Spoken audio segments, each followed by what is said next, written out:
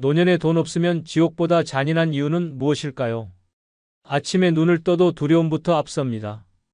냉장고를 열면 텅 비어 있고 통장 잔고는 바닥이 났으며 몸은 여기저기 아픈데 병원 갈 엄두가 나지 않습니다. 자식들한테 손 벌리기는 더욱 어렵습니다. 이런 하루를 보내는 어르신들이 우리 주변에 너무나 많습니다. 젊었을 때는 열심히 일했고 자식들 뒷바라지하느라 평생을 바쳤습니다. 그런데 정작 나이 들어서는 아무런 대비 없이 맨손으로 노년을 맞이하게 됩니다. 이번 영상은 노년에 돈 없으면 지옥보다 더 잔인한 현실과 함께 대비책도 알려드리겠습니다. 구독과 좋아요는 무료이며 많은 분들에게 공유 부탁드립니다. 노년에 돈 없으면 지옥보다 잔인한 첫 번째 이유는 병원비 때문에 치료를 포기하는 노인들의 슬픈 현실 때문입니다. 무릎이 아파서 걷기조차 힘든데 병원 가는 게 두렵습니다. 통장 잔고를 보면 한숨부터 나오고 검사 한 번 받으면 돈이 얼마나 들지 걱정부터 앞섭니다. 이런 고민 혹시 해보신 적 있으신가요? 요즘 병원 가면 기본 진찰비만 해도 10,000원이 훌쩍 넘어갑니다. 여기에 검사비, 약값까지 더하면 한 번 다녀오는데 적게는 50,000원에서 많게는 수십만 원이 나갑니다. 젊었을 때는 이 정도 돈이 큰 부담이 아니었을지 모르지만 연금만으로 생활하는 지금은 상황이 완전히 다릅니다. 실제로 주변을 보면 아픈 곳이 있어도 참고 견디는 어르신들이 정말 많습니다. 허리가 아파서 잠도 제대로 못 자는데 병원은 나중에 가야겠다고 미루십니다. 당뇨약이 떨어져도 한두 달은 괜찮겠지 하며 복용을 중단하기도 합니다. 이렇게 치료 시기를 놓치면 병은 점점 더 악화되고 나중에는 더 큰 비용이 들어가는 악순환이 반복됩니다. 특히 암이나 심장병 같은 중증 질환이 발견되면 상황은 더욱 심각해집니다. 수술비만 1,000만 원이 넘게 들고 항암 치료는 몇천만 원이 필요합니다. 건강보험이 있어도 본인 부담금이 만만치 않습니다. 평생 모은 돈을 다 쏟아부어도 부족한 경우가 많습니다. 그래서 어떤 어르신들은 아예 치료를 포기하고 집으로 돌아가는 선택을 하십니다. 자식들에게 손 벌리기도 참 어렵습니다. 요즘 젊은 사람들도 생활이 팍팍해서 자기 살기도 바쁩니다. 손주들 학원비, 집값 걱정에 허덕이는 자식들 보면 차마 돈 달라는 말이 목구멍에서 맴돕니다. 그래서 혼자 끙끙 앓다가 병을 키우는 분들이 너무 많습니다. 치과 치료는 더욱 부담스럽습니다. 임플란트 한 개에 100만 원이 넘고 틀류도 몇백만 원씩 합니다. 건강보험 적용이 되긴 하지만 여전히 비쌉니다. 그래서 이가 아파도 참고 음식을 제대로 씹지 못해도 그냥 삼키는 어르신들이 많습니다. 영양 섭취가 제대로 안 되니 건강은 더 나빠지고 면역력도 떨어집니다. 약값도 만만치 않은 부담입니다. 고혈압약, 당뇨약, 관절약까지 먹어야 할 약이 한두 가지가 아닙니다. 매달 나가는 약값만 수십만 원이 됩니다. 그러다 보니 의사가 처방한 약을 반만 먹거나 아예 끊어버리는 분들도 계십니다. 약을 제때 먹지 않으면 합병증이 생기고 결국 더 큰 병으로 이어집니다. 정부에서 지원하는 제도가 있기는 합니다. 의료급여, 본인 부담 상한제, 긴급복지 지원 같은 것들입니다. 하지만 이런 제도들을 잘 모르거나 신청 절차가 복잡해서 포기하는 경우가 많습니다. 동사무소에 가서 서류 떼고 이것저것 준비하는 것도 연세 드신 분들에게는 큰일입니다. 지금이라도 늦지 않았습니다. 작은 증상이라도 절대 방치하지 마시고 가까운 보건소나 복지관에 문의해 보십시오. 무료 건강검진 프로그램도 있고 저렴하게 진료받을 수 있는 곳들도 많습니다. 건강은 돈보다 소중합니다. 건강을 잃으면 모든 것을 잃는 것입니다. 부디 아프면 꼭 병원에 가시고 주변에 도움을 요청하는 것도 부끄러운 일이 아니라는 것을 기억해 주십시오. 여러분의 건강한 노후를 진심으로 응원합니다. 노년에 돈 없으면 지옥보다 잔인한 두 번째 이유는 자식들에게 손 벌리기 싫어서 굶는 노인들이 있기 때문입니다. 냉장고를 열어보니 김치 한 통과 된장만 덩그러니 남아 있습니다. 쌀떡에는 쌀이 바닥났고 반찬은 사흘째 똑같은 것만 먹고 있습니다. 배는 고픈데 통장에는 돈이 없고 자식한테 전화하려다가 다시 전화기를 내려놓습니다. 이런 경험 혹시 주변에서 보신 적 있으신가요? 평생 자식 키우느라 고생하셨습니다. 밥 한 끼 제대로 못 먹어도 아이들 학원비는 꼬박꼬박 대주셨습니다. 좋은 대학 보내려고 허리띠 졸라매고 살았고 결혼할 때는 집 한 채 마련해 주려고 노후 자금까지 털어 넣으셨습니다. 그렇게 다 주고 나니 정작 본인 손에는 아무것도 남지 않았습니다. 이제 자식들은 다 컸고 각자 가정을 꾸려 살고 있습니다. 손주들 키우느라 바쁘고 대출금 갚느라 정신없이 사는 모습을 보고 있으면 차마 도움을 청할 수가 없습니다. 명절에 용돈 주는 것도 미안해서 사양하고 생신 선물 받는 것도 부담스러워 괜찮다고 손사래를 칩니다. 특히 아들보다 딸에게는 더욱 말하기 어렵습니다. 시집간 딸이 친정부모 도와준다고 하면 사위 눈치가 보일까봐 걱정됩니다. 며느리에게도 마찬가지입니다. 아들한테 돈 달라고 했다가 부부싸움이라도 나면 어쩌나 하는 마음에 입을 꾹 다뭅니다. 그래서 어떤 어르신들은 하루 한 끼만 드십니다. 아침은 거르고 점심은 라면으로 때우고 저녁은 밥에 김치만 먹습니다. 고기는 명절에나 한번 보고 과일은 사치품이 되어버렸습니다. 영양 부족으로 몸은 점점 쇠약해지고 기력은 떨어져만 갑니다. 무료급식소가 있다는 것도 알고 계십니다. 하지만 그곳에 가려면 줄을 서야 하고 아는 사람이라도 만나면 창피하다는 생각이 듭니다. 평생 남 앞에 당당하게 살아온 분들에게 무료 밥을 받아먹는다는 것은 자존심이 허락하지 않는 일입니다. 복지관이나 동사무소에서 도움을 받을 수 있다는 말도 들었습니다. 그런데 서류를 준비하고 이것저것 증명하고 심사받는 과정이 너무 번거롭습니다.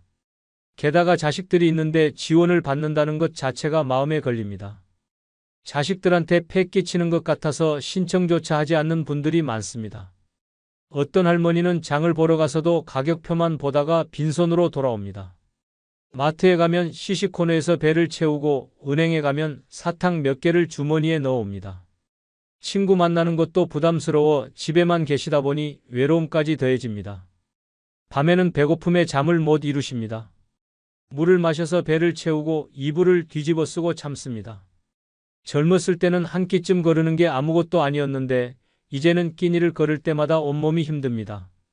그래도 자식들한테는 괜찮다고 말씀하십니다. 전화 오면 밥 잘 먹고 있다고 건강하다고 거짓말을 합니다. 걱정 끼치기 싫어서 폐가 되기 싫어서 혼자 모든 것을 감당하십니다. 이제는 생각을 바꿔야 할 때입니다. 자식에게 도움을 청하는 것이 부끄러운 일이 아닙니다. 오히려 건강을 해치면서까지 참는 것이 더 큰 걱정거리를 만드는 일입니다. 자식들도 부모님이 굶고 계신다는 사실을 알면 얼마나 가슴 아파할까요? 용기를 내서 솔직하게 말씀하시고 주변의 복지 시스템도 적극적으로 활용하십시오. 당당하게 도움을 받으시는 것이 현명한 선택입니다. 건강하게 오래 사시는 것이 자식들을 위하는 길이기도 합니다. 노년에 돈 없으면 지옥보다 잔인한 세 번째 이유는 보험 하나 없어서 큰 병 걸리면 끝인 공포 때문입니다. 아침에 일어나면 몸이 여기저기 아픕니다. 혹시 큰 병은 아닐까 걱정되지만 병원 가기가 두렵습니다. 검사라도 받았다가 암이나 중병이 나오면 어떡하나 하는 생각에 밤잠을 설칩니다. 보험 하나 없는 몸으로 큰 병에 걸리면 정말 끝이라는 생각이 머릿속을 떠나지 않습니다. 젊었을 때는 보험 가입할 생각을 못했습니다. 당장 생활비 벌기도 빠듯했고 보험료 낼 여유가 없었습니다. 자식들 학원비, 생활비 대느라 정신없이 살다 보니 어느새 나이가 들었습니다. 이제라도 가입하려고 보험회사에 알아보면 나이가 많다고 거절당하거나 보험료가 너무 비싸서 엄두를 낼 수가 없습니다. 주변을 보면 암에 걸린 분들이 정말 많습니다. 위암, 폐암, 대장암 같은 병이 언제 나한테 올지 모릅니다. 암 진단을 받으면 수술비만 수천만 원이 들어갑니다. 항암 치료는 한 번에 몇백만 원씩 하고 몇 개월 동안 계속해야 합니다.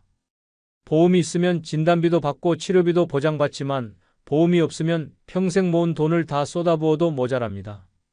뇌졸중이나 심근경색 같은 병도 무섭습니다.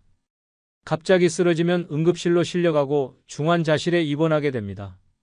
하루 입원비만 100만 원이 넘고 수술하면 몇천만 원이 듭니다. 건강보험이 적용되어도 본인 부담금이 엄청납니다. 보험 있는 사람들은 실손보험으로 상당 부분 보장받지만 없는 사람은 빚을 내거나 집을 팔아야 합니다. 당뇨나 고혈압 같은 만성질환도 문제입니다. 평생 약을 먹어야 하는데 매달 나가는 약값이 만만치 않습니다. 합병증이 생기면 투석을 받아야 하고 눈이 나빠져서 실명할 수도 있습니다. 이런 치료들에 드는 비용을 생각하면 막막합니다. 척추나 관절 수술도 비용이 많이 듭니다. 허리 디스크로 수술받으면 1,000만 원 가까이 들고 무릎 인공관절 수술은 더 비쌉니다. 재활치료까지 받으려면 몇 개월 동안 병원을 다녀야 하는데 그 비용도 만만치 않습니다. 치매에 걸리면 상황은 더욱 심각해집니다. 요양병원이나 요양원에 들어가려면 한 달에 100만 원 이상 듭니다. 장기요양보험이 있어도 본인 부담금이 많이 나갑니다. 몇 년씩 입원해야 하는데 그 돈을 어디서 마련할지 막막합니다. 건강검진도 제대로 못 받습니다. 국가에서 제공하는 기본검진만 받고 추가 검사는 비용 때문에 하지 못합니다. 조기에 발견하면 치료가 쉬운 병도 늦게 발견해서 손 쓸 수 없게 됩니다. 그래서 병원 가는 것 자체를 피하게 되고 아파도 참고 지냅니다. 자식들에게 부담 주기도 싫습니다. 큰 병에 걸려서 치료비가 필요하다고 하면 자식들이 돈을 마련해야 합니다. 대출을 받거나 저축한 돈을 깨야 합니다. 손주들 교육비나 집 마련 자금을 써야 할 수도 있습니다. 그런 모습을 보면 차라리 치료를 포기하고 싶다는 생각이 듭니다. 실제로 어떤 어르신들은 암 진단을 받고도 치료를 거부하십니다. 가족들한테 짐이 되기 싫다는 이유입니다. 수술해봤자 얼마나 더 살겠느냐며 그냥 집에서 지내시겠다고 합니다. 이런 선택을 하는 이유가 돈 때문이라는 게 너무 슬픕니다. 매일 뉴스에서 암 환자 이야기, 중병 환자 이야기를 보면 남의 일 같지 않습니다. 내일 당장 나한테 닥칠 수도 있는 일인데 아무 준비도 되어 있지 않습니다. 밤에 잠들기 전 이런 생각이 들면 가슴이 답답하고 잠이 오지 않습니다. 건강할 때는 병에 대한 걱정이 크지 않았습니다. 그런데 나이가 들수록 몸이 약해지는 게 느껴지고 주변에 아픈 사람들이 늘어나면서 불안감이 커집니다. 보험 하나 없이 늙어간다는 것이 이렇게 무서운 일인지 이제야 실감합니다. 하지만 아직 늦지 않았습니다. 정부에서 운영하는 의료급여제도나 긴급복지 지원을 알아보십시오. 본인 부담 상한제도 있어서 일정 금액 이상은 국가에서 부담해 줍니다. 무료 법률 상담을 통해 의료비 감면 방법도 찾을 수 있습니다. 건강할 때 미리미리 정보를 알아두시고 정기검진을 꼭 받으십시오. 조기 발견이 가장 중요합니다. 걱정만 하지 마시고 적극적으로 도움을 구하시기 바랍니다. 건강하게 오래 사시는 것이 가장 큰 복입니다. 노년에 돈 없으면 지옥보다 잔인한 네 번째 이유는 기초생활수급 탈락해서 더 힘든 생활을 하게 되기 때문입니다. 동사무소에서 받은 통지서를 보는 순간 눈앞이 캄캄해졌습니다. 기초생활수급자 탈락이라는 글자가 보였습니다. 매달 받던 생계급여가 끊기고 의료급여도 없어졌습니다. 어떻게 살아가라는 건지 막막하기만 합니다. 혹시 이런 경험 해보신 적 있으신가요? 기초생활수급자로 선정되려면 소득과 재산이 기준 이하여야 합니다. 그런데 이 기준이 생각보다 너무 빡빡합니다. 월 소득이 몇만 원만 넘어도 탈락하고 자동차가 있어도 안 됩니다. 심지어 자식이 있다는 이유만으로도 신청조차 못하는 경우가 많습니다. 자식들이 부양할 능력이 있다고 판단되면 수급자가 될 수 없습니다. 그런데 실제로는 자식들도 자기 생활하기 바쁩니다. 대출금 갚고 아이들 키우고 생활비 내고 나면 부모님을 도와드릴 여력이 없습니다. 하지만 서류상으로는 소득이 있다고 나오니까 부모님은 수급자에서 탈락합니다. 월세로 사는 집이 있어도 문제입니다. 전세 보증금이 일정 금액 이상이면 재산으로 잡혀서 탈락합니다. 평생 살던 집 한 채가 있어도 마찬가지입니다. 집값이 기준을 넘으면 수급 대상이 아닙니다. 그렇다고 집을 팔고 월세로 이사 가자니 나이 들어서 이사하는 것도 힘들고 살 곳을 옮기는 것도 불안합니다. 은행 통장에 돈이 조금이라도 있으면 안 됩니다. 몇백만 원 정도 모아둔 것도 재산으로 계산되어서 탈락 사유가 됩니다. 그런데 그 돈은 장례비로 모아둔 것이거나 갑자기 아플 때를 대비한 비상금입니다. 그것마저 다 써버리고 나면 정말 아무것도 없는 상태가 됩니다. 수급자였을 때는 그나마 생활이 가능했습니다. 한 달에 받는 생계급여로 쌀도 사고 반찬도 만들고 공과금도 냈습니다. 의료급여 덕분에 병원비 걱정 없이 치료받을 수 있었습니다. 약값도 거의 안 들었고 큰 병원에 가도 부담이 없었습니다. 그런데 탈락하고 나니 모든 것이 달라졌습니다. 생계급여가 끊기니 생활비가 부족합니다. 한 달 연금으로는 월세 내고 나면 남는 게 없습니다. 밥을 먹어야 하는데 돈이 없어서 하루 한 끼로 버팁니다. 반찬은 김치 하나로 일주일을 버티고 고기나 생선은 구경도 못합니다. 의료급여가 없어지니 병원 가는 것이 무섭습니다. 이제는 일반 건강보험으로 바뀌어서 본인 부담금을 내야 합니다. 진찰비, 검사비, 약값을 다 내려면 한 번 병원 가는데 몇만 원씩 듭니다. 아파도 참고 약 먹을 돈이 없어서 병을 키웁니다. 공과금도 부담입니다. 수급자였을 때는 전기료, 수도료, 가스비 등을 감면받았습니다. 그런데 이제는 정상요금을 다 내야 합니다. 여름에는 더워도 에어컨을 못 틀고 겨울에는 추워도 난방을 아껴야 합니다. 전기료 걱정에 밤에는 촛불 켜고 지내기도 합니다. 통신비도 문제입니다. 수급자였을 때는 핸드폰 요금을 할인받았는데 이제는 정상 요금을 내야 합니다. 요금제를 가장 싼 것으로 바꿔도 부담스럽습니다. 그렇다고 전화를 끊을 수도 없습니다. 자식들과 연락할 유일한 수단이고 응급 상황에 필요하기 때문입니다. 교통비 지원도 끊겼습니다. 버스비가 아까워서 먼 거리도 걸어 다닙니다. 무릎이 아파도 참고 걷습니다. 병원 가는 것도 버스비 때문에 미루게 됩니다. 친구 만나러 가는 것도 교통비가 부담되어서 약속을 취소합니다. 문화생활은 꿈도 못 꿉니다. 수급자였을 때는 복지관에서 제공하는 프로그램에 무료로 참여했습니다. 노래교실도 다니고 건강체조도 배우고 친구들도 만났습니다. 그런데 이제는 그런 혜택이 없어져서 집에만 있습니다. 외로움과 우울함만 커져갑니다. 재신청을 하려고 해도 쉽지 않습니다. 한번 탈락하면 다시 신청할 때 더 까다롭게 심사합니다. 서류도 더 많이 요구하고 조사도 철저하게 합니다. 나이 드신 분들이 이런 절차를 혼자 진행하기는 정말 어렵습니다. 억울한 마음도 듭니다.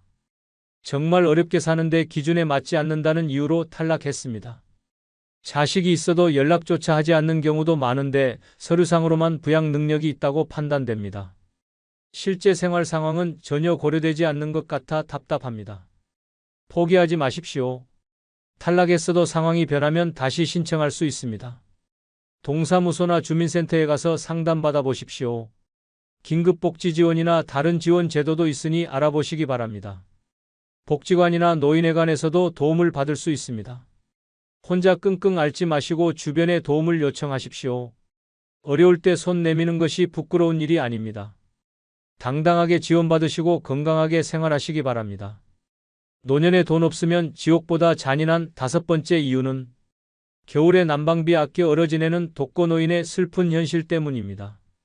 창밖에 눈이 내리고 기온이 영하로 떨어졌습니다. 두꺼운 이불을 몇 겹씩 덮어도 추위가 뼛속까지 파고듭니다. 보일러를 켜고 싶지만 난방비 고지서가 떠올라 손이 가지 않습니다. 외투를 입고 털모자를 쓴 채로 집안에서 하루를 보냅니다. 겨울이 되면 가장 먼저 걱정되는 것이 난방비입니다. 작년 겨울에 받은 고지서를 보면 한 달에 10만 원이 훌쩍 넘었습니다. 2달 동안 난방비로 나간 돈이 한 달 생활비와 맞먹습니다. 그래서 올해는 아예 보일러를 거의 안 틀기로 마음먹었습니다.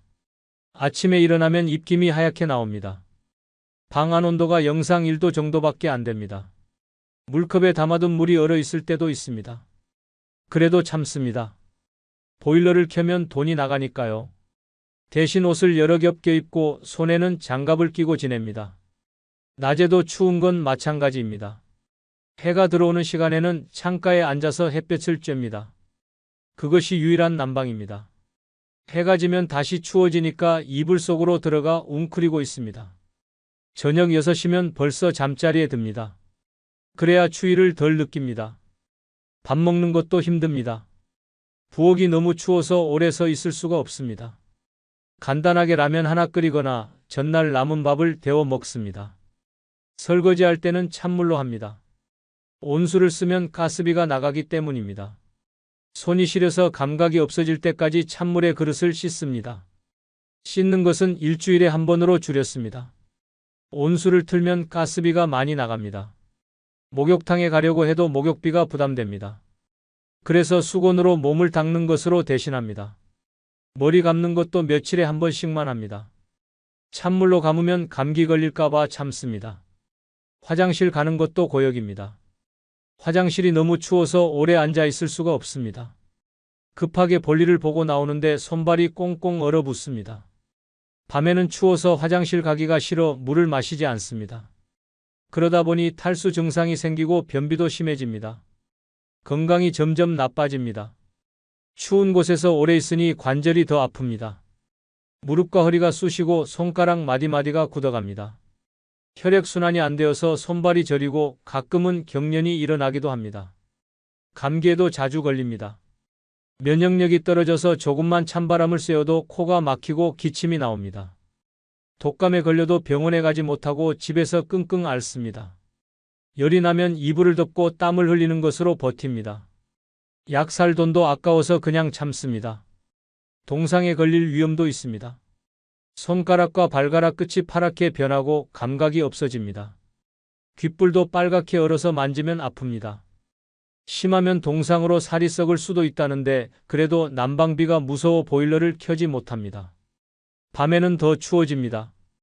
이불을 3장이나 덮고 자지만 새벽녘이 되면 추위에 잠을 깹니다. 이를 떨면서 몸을 웅크리고 있습니다. 아침이 오기를 기다리며 긴 밤을 견딥니다.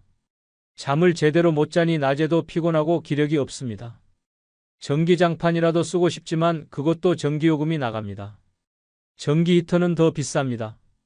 그래서 핫팩을 사서 품에 안고 있습니다. 핫팩도 돈이 드니까 아껴 씁니다. 하루에 한두 개만 쓰고 식으면 다시 주머니에 넣어둡니다.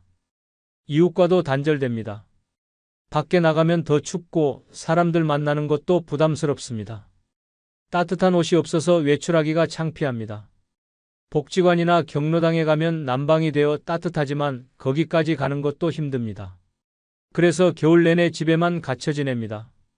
뉴스에서 독거노인이 추위에 얼어 죽었다는 소식을 들을 때마다 남의 일 같지 않습니다.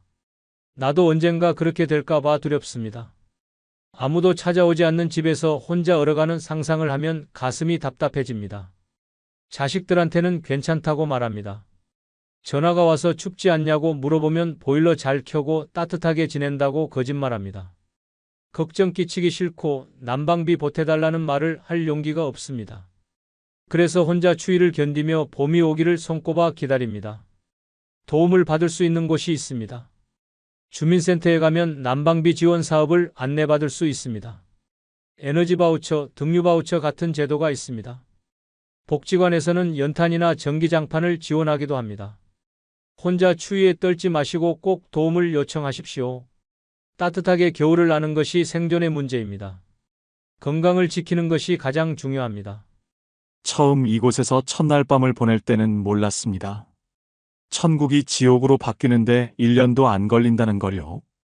경기도 양평에서 전원주택을 짓고 사시는 김모 씨, 72세 어르신의 이야기입니다. 5년 전 서울에 있던 아파트를 팔고 평생 꿈꾸던 전원 생활을 시작했습니다. 처음 1년은 정말 좋았다고 합니다. 아침에 일어나면 새소리가 들리고 마당에 꽃도 심고 텃밭에 상추도 키우고 이게 바로 천국이라고 생각했습니다. 그런데 여러분, 이 행복이 얼마나 갔을까요?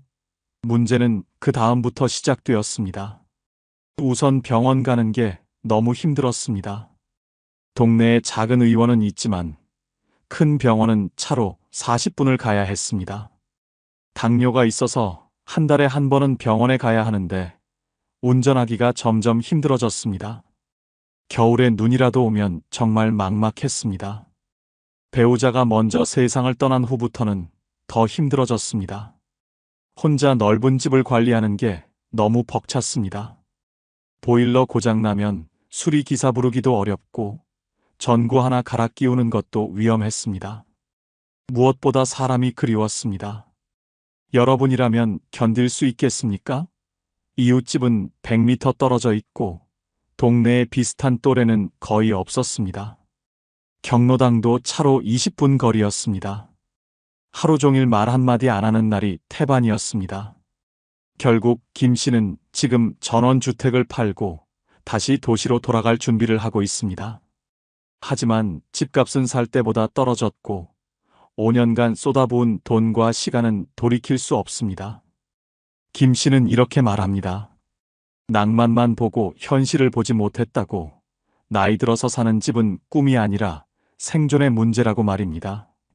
오늘 이 영상을 끝까지 보시면 절대 후회하지 않을 겁니다. 여러분은 지금 어떤 집에서 사십니까? 나이가 들면서 그 집이 불편해지지는 않습니까? 노후에 어디서 살 것인가는 단순히 집 문제가 아닙니다. 여러분의 건강, 안전, 행복이 모두 달린 문제입니다. 잘못된 선택은 남은 인생을 고통으로 만들 수 있습니다. 하지만 제대로 된 선택은 노년을 천국으로 만들어줍니다. 지금부터 노후에 반드시 살아야 할 집과 장소에 대해 하나하나 알려드리겠습니다. 여러분, 노후에 가장 중요한 것이 무엇인지 아십니까? 바로 병원 접근성입니다. 나이가 들면 병원은 선택이 아니라 필수입니다. 병원 가기 편한 곳에 사는 것. 이게 노후 주거 선택의 첫 번째 조건입니다. 여러분, 지금 살고 계신 곳에서 가까운 종합병원까지 얼마나 걸리십니까? 30분 이상 걸린다면 지금부터 집중하십시오. 60대까지는 괜찮을 수 있습니다. 하지만 70대, 80대가 되면 이야기가 완전히 달라집니다. 갑자기 가슴이 답답하거나 어지러움을 느끼거나 넘어져서 다쳤을 때 병원이 멀다면 정말 위험합니다. 걸어서 10분 거리에 내과, 정형외과, 치과가 있어야 합니다. 버스나 지하철로 20분 안에 종합병원에 갈 수 있어야 합니다. 차가 없어도 운전을 못하게 되어도 병원에 갈 수 있는 곳이어야 합니다. 이게 기본입니다. 약국도 중요합니다. 만성질환이 있으면 매달 약을 타러 가야 합니다. 약국이 멀면 약 타러 가는 것만으로도 하루가 다 갑니다. 집 근처 걸어서 5분 거리에 약국이 있어야 합니다. 단골 약사가 생기면 더 좋습니다. 약을 잘못 먹거나 부작용이 있을 때 바로 상담할 수 있습니다. 응급실도 고려하십시오. 밤에 갑자기 아플 때, 주말에 응급 상황이 생겼을 때 30분 안에 갈 수 있는 응급실이 있어야 합니다.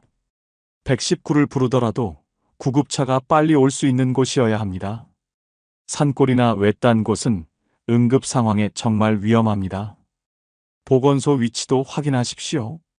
보건소에서는 무료나 저렴한 비용으로 기본 검진, 예방접종, 만성질환 관리를 받을 수 있습니다. 걸어서 갈 수 있는 거리에 보건소가 있으면 정말 편합니다. 대중교통으로 병원 가는 길을 미리 확인해 보십시오. 지금은 차로 다니니까 괜찮지만 나중에 운전을 못하게 되면 어떻게 갈 것인지 생각해 보십시오. 버스 정류장이 가까운가요? 지하철역은 있습니까?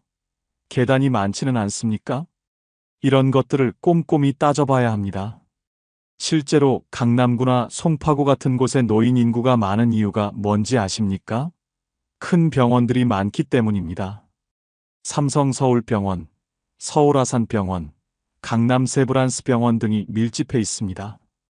의료 인프라가 좋은 곳을 노인들이 선호합니다. 지방 도시라도 상관없습니다. 대신 시내 중심가나 대학병원 근처에 사는 게 좋습니다. 부산이면 서면이나 해운대, 대구면 중구나 수성구, 광주면 동구나 남구처럼 병원이 많은 지역을 선택하십시오. 병원만 가까우면 되는 게 아닙니다. 단골 의사를 만드십시오.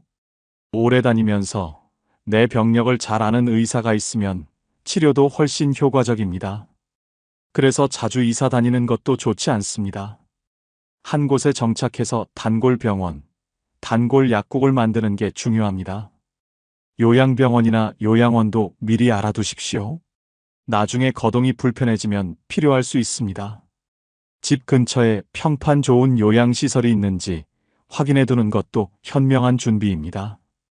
건강검진센터도 가까우면 좋습니다. 정기검진을 받으려면 종합검진센터에 가야 하는데 이것도 멀면 검진 받기가 귀찮아집니다. 귀찮다고 미루다가 병을 키우는 경우가 많습니다. 치과도 절대 빼놓을 수 없습니다. 나이 들면 치아 문제가 정말 많습니다. 임플란트, 틀니, 잇몸 치료 등으로 치과에 자주 가게 됩니다. 치과가 가까운 곳에 사십시오.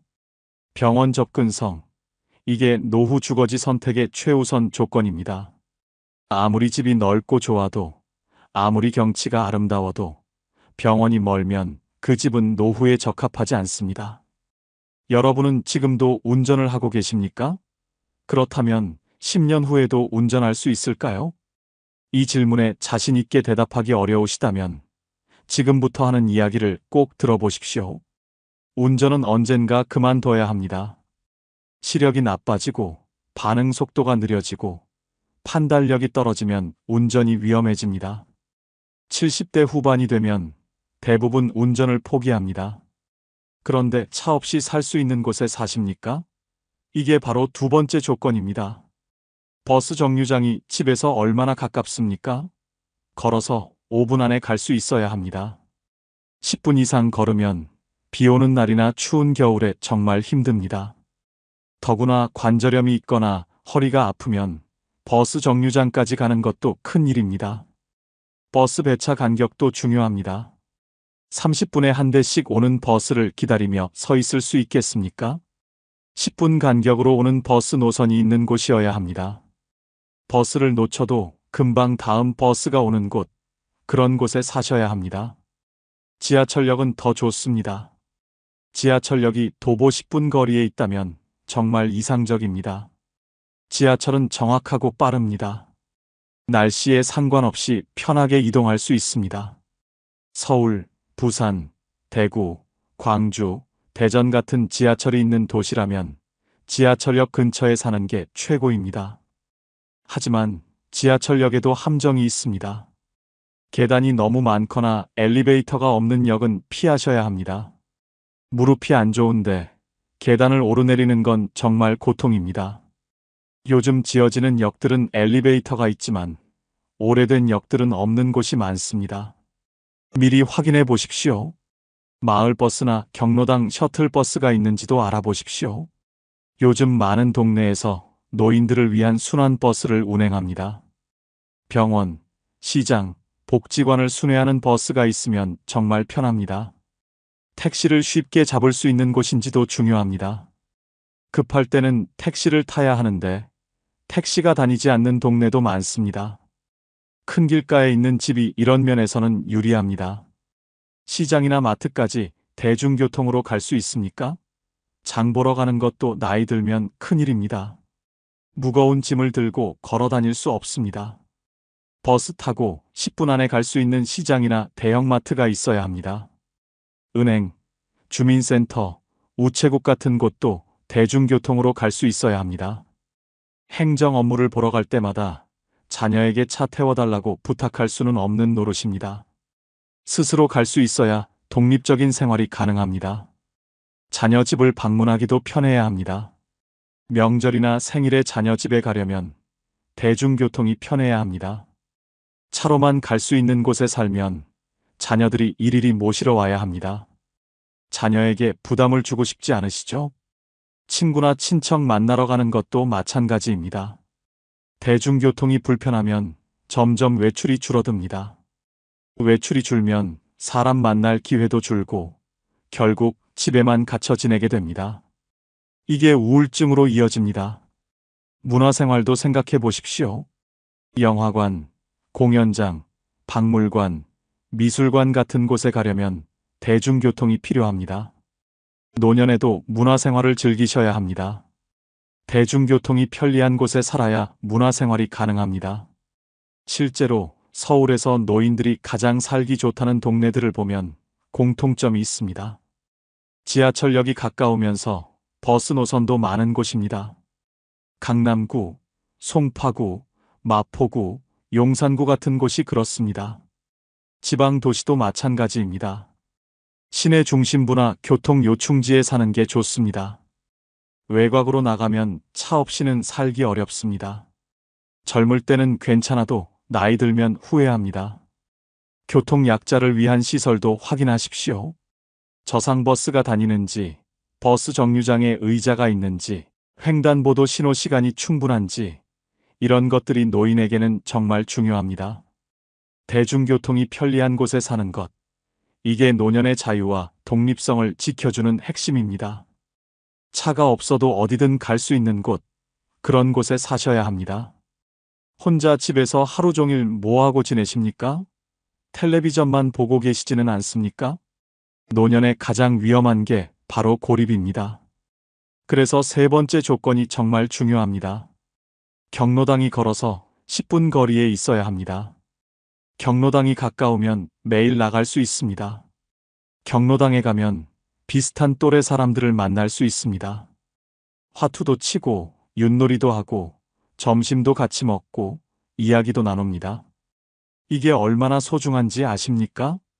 경로당에 가지 않는 노인들을 보면 대부분 집에서 너무 멀리 떨어져 있는 경우입니다. 걸어서 20분, 30분 걸리면 귀찮아서 안 갑니다. 특히 언덕이나 계단이 많으면 더욱 힘듭니다. 평지에 있고 가까운 경로당이 있는 동네를 선택하십시오. 경로당의 시설도 확인해 보십시오. 요즘 잘 되어 있는 경로당은 정말 좋습니다. 냉난방이 잘 되고 식사도 제공하고 프로그램도 다양합니다. 노래교실, 건강체조, 영화 상영까지 합니다. 이런 경로당이 근처에 있다면 정말 좋습니다. 복지관은 어떻습니까? 노인복지관이 가까운 곳에 있습니까? 복지관은 경로당보다 규모가 크고 프로그램이 훨씬 다양합니다. 컴퓨터 교실, 스마트폰 교실, 영어, 회화, 서예, 그림 그리기, 댄스, 요가, 수영까지 정말 많은 프로그램이 있습니다. 복지관까지는 버스나 지하철로 30분 안에 갈 수 있으면 됩니다. 매일 갈 필요는 없지만 일주일에 두세 번 정도 가서 프로그램에 참여하면 삶의 활력이 생깁니다. 새로운 것을 배우고 새로운 친구를 사귀는 즐거움이 있습니다. 노인복지관에서는 무료 급식도 제공합니다. 혼자 사는 노인들이 제대로 된 식사를 하기 어려운데 복지관에 가면 영양가 있는 식사를 할 수 있습니다. 식사하면서 사람들과 이야기도 나눕니다.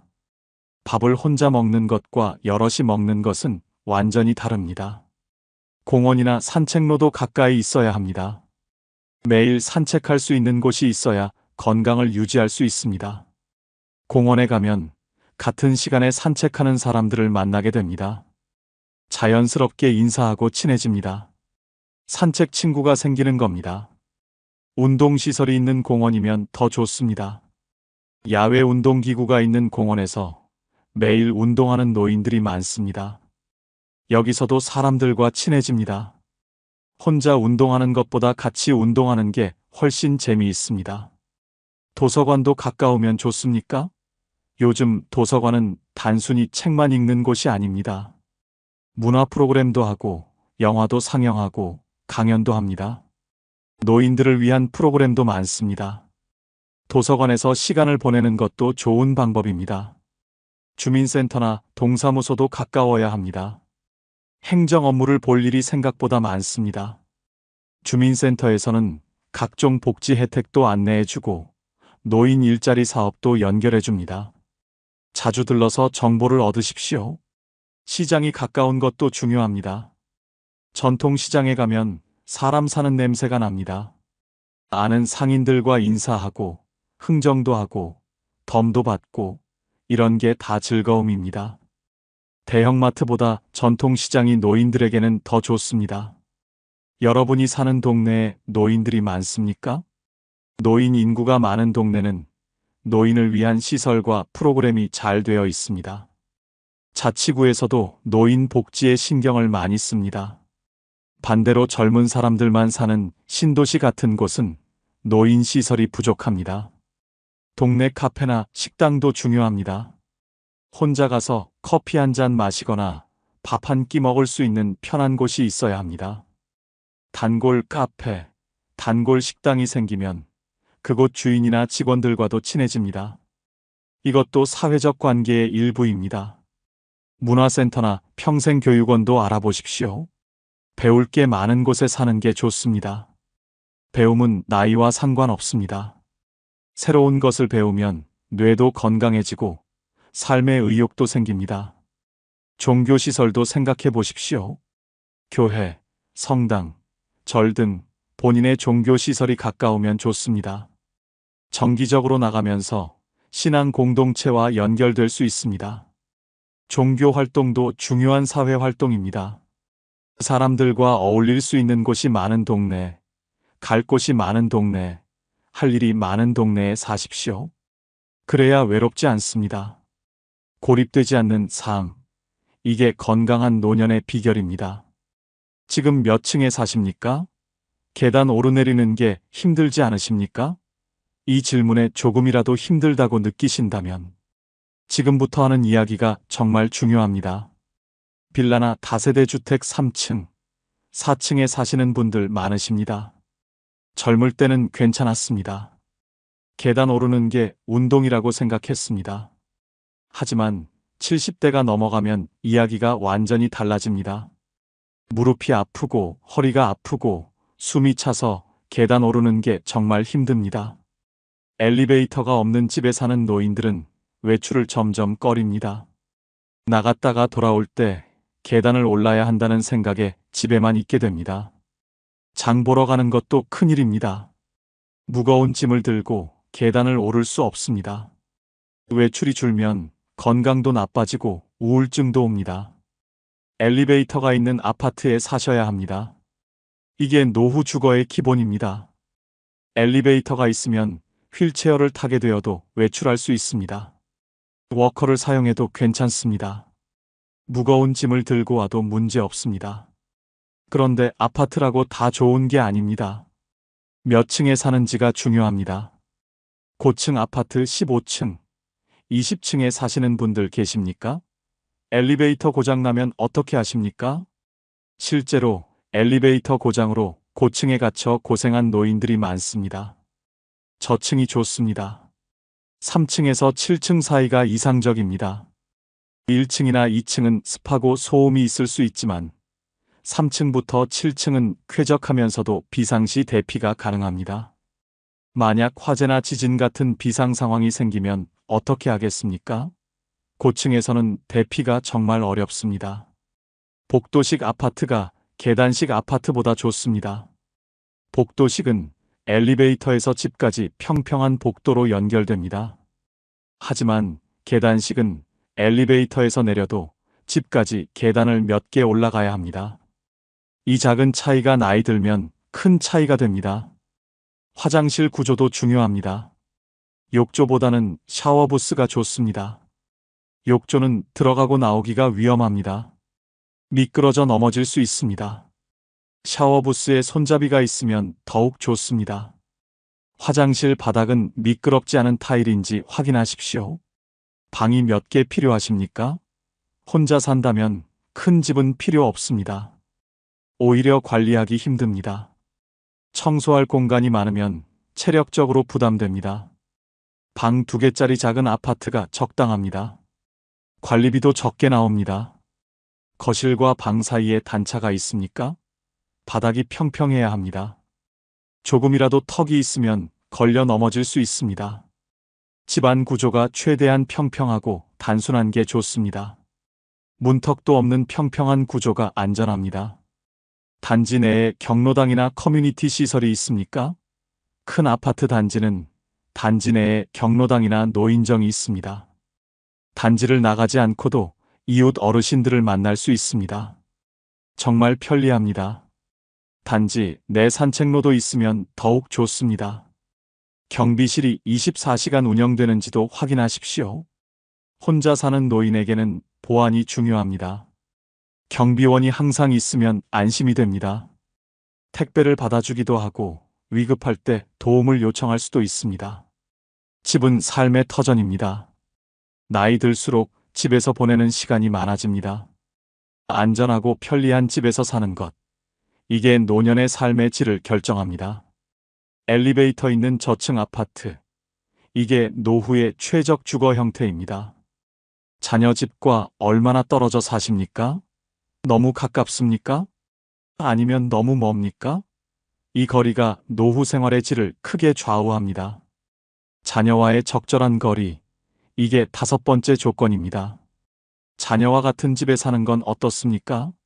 좋은 것 같지만 실제로는 문제가 많습니다. 며느리나 사위와 부딪힐 일이 생깁니다. 손주 교육 문제로 의견이 다를 수 있습니다.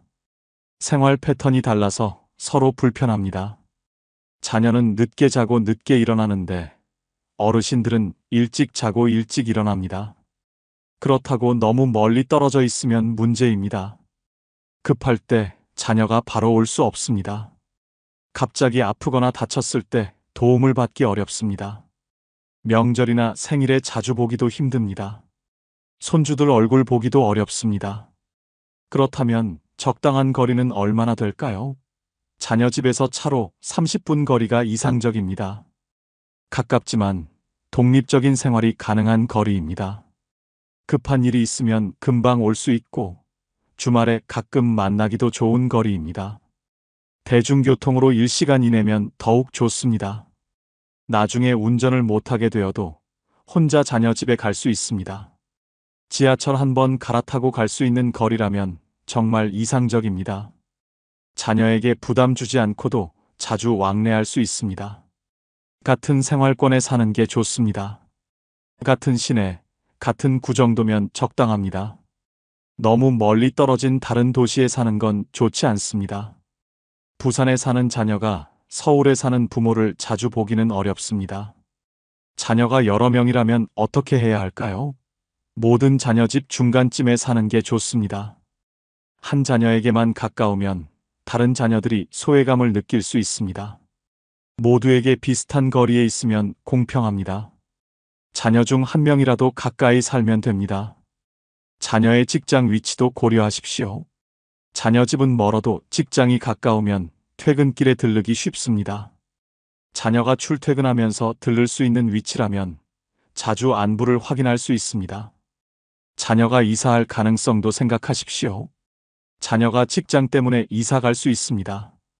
자녀 집 바로 옆에 살면 자녀가 이사 가면 어떻게 하겠습니까? 적당한 거리를 유지하면 자녀가 같은 생활권 내에서 이사 가도 큰 문제가 없습니다. 자녀에게 의존하지 마십시오. 하지만 완전히 단절되어서도 안 됩니다. 독립적이면서도 연결된 관계, 이게 이상적입니다. 매일 볼 필요는 없지만 일주일에 한 번 정도는 연락하고 한 달에 한두 번은 만날 수 있는 거리가 좋습니다. 자녀와의 관계도 중요하지만 본인의 삶도 중요합니다. 자녀만 보고 집을 정하지 마십시오. 본인이 살기 편한 곳인지, 친구들은 가까이 있는지, 다니던 병원은 계속 다닐 수 있는지, 이런 것들도 같이 고려하십시오. 자녀에게 짐이 되지 않으면서도 필요할 때 도움받을 수 있는 거리, 자녀의 삶을 방해하지 않으면서도 연결될 수 있는 거리, 이게 바로 적정 거리입니다. 독립적이면서도 외롭지 않은 거리, 자유로우면서도 안전한 거리, 이런 거리를 찾으십시오. 자녀와 차로 30분, 대중교통으로 1시간 거리, 이게 노후의 가장 이상적인 거리입니다. 서로의 삶을 존중하면서 적당한 거리를 유지하는 것, 이게 건강한 부모-자식 관계입니다. 노년에 돈 없으면 지옥보다 잔인한 이유는 무엇일까요? 아침에 눈을 떠도 두려움부터 앞섭니다. 냉장고를 열면 텅 비어 있고 통장 잔고는 바닥이 났으며 몸은 여기저기 아픈데 병원 갈 엄두가 나지 않습니다. 자식들한테 손 벌리기는 더욱 어렵습니다. 이런 하루를 보내는 어르신들이 우리 주변에 너무나 많습니다. 젊었을 때는 열심히 일했고 자식들 뒷바라지하느라 평생을 바쳤습니다. 그런데 정작 나이 들어서는 아무런 대비 없이 맨손으로 노년을 맞이하게 됩니다. 이번 영상은 노년에 돈 없으면 지옥보다 더 잔인한 현실과 함께 대비책도 알려드리겠습니다. 구독과 좋아요는 무료이며 많은 분들에게 공유 부탁드립니다. 노년에 돈 없으면 지옥보다 잔인한 첫 번째 이유는 병원비 때문에 치료를 포기하는 노인들의 슬픈 현실 때문입니다. 무릎이 아파서 걷기조차 힘든데 병원 가는 게 두렵습니다. 통장 잔고를 보면 한숨부터 나오고 검사 한 번 받으면 돈이 얼마나 들지 걱정부터 앞섭니다. 이런 고민 혹시 해보신 적 있으신가요? 요즘 병원 가면 기본 진찰비만 해도 10,000원이 훌쩍 넘어갑니다. 여기에 검사비, 약값까지 더하면 한 번 다녀오는데 적게는 50,000원에서 많게는 수십만 원이 나갑니다. 젊었을 때는 이 정도 돈이 큰 부담이 아니었을지 모르지만 연금만으로 생활하는 지금은 상황이 완전히 다릅니다. 실제로 주변을 보면 아픈 곳이 있어도 참고 견디는 어르신들이 정말 많습니다. 허리가 아파서 잠도 제대로 못 자는데 병원은 나중에 가야겠다고 미루십니다. 당뇨약이 떨어져도 한두 달은 괜찮겠지 하며 복용을 중단하기도 합니다. 이렇게 치료 시기를 놓치면 병은 점점 더 악화되고 나중에는 더 큰 비용이 들어가는 악순환이 반복됩니다. 특히 암이나 심장병 같은 중증 질환이 발견되면 상황은 더욱 심각해집니다. 수술비만 1,000만 원이 넘게 들고 항암 치료는 몇천만 원이 필요합니다. 건강보험이 있어도 본인 부담금이 만만치 않습니다. 평생 모은 돈을 다 쏟아부어도 부족한 경우가 많습니다. 그래서 어떤 어르신들은 아예 치료를 포기하고 집으로 돌아가는 선택을 하십니다. 자식들에게 손 벌리기도 참 어렵습니다. 요즘 젊은 사람들도 생활이 팍팍해서 자기 살기도 바쁩니다. 손주들 학원비, 집값 걱정에 허덕이는 자식들 보면 차마 돈 달라는 말이 목구멍에서 맴돕니다. 그래서 혼자 끙끙 앓다가 병을 키우는 분들이 너무 많습니다. 치과 치료는 더욱 부담스럽습니다. 임플란트 한 개에 100만 원이 넘고 틀류도 몇백만 원씩 합니다. 건강보험 적용이 되긴 하지만 여전히 비쌉니다. 그래서 이가 아파도 참고 음식을 제대로 씹지 못해도 그냥 삼키는 어르신들이 많습니다. 영양 섭취가 제대로 안 되니 건강은 더 나빠지고 면역력도 떨어집니다. 약값도 만만치 않은 부담입니다. 고혈압약, 당뇨약, 관절약까지 먹어야 할 약이 한두 가지가 아닙니다. 매달 나가는 약값만 수십만 원이 됩니다. 그러다 보니 의사가 처방한 약을 반만 먹거나 아예 끊어버리는 분들도 계십니다.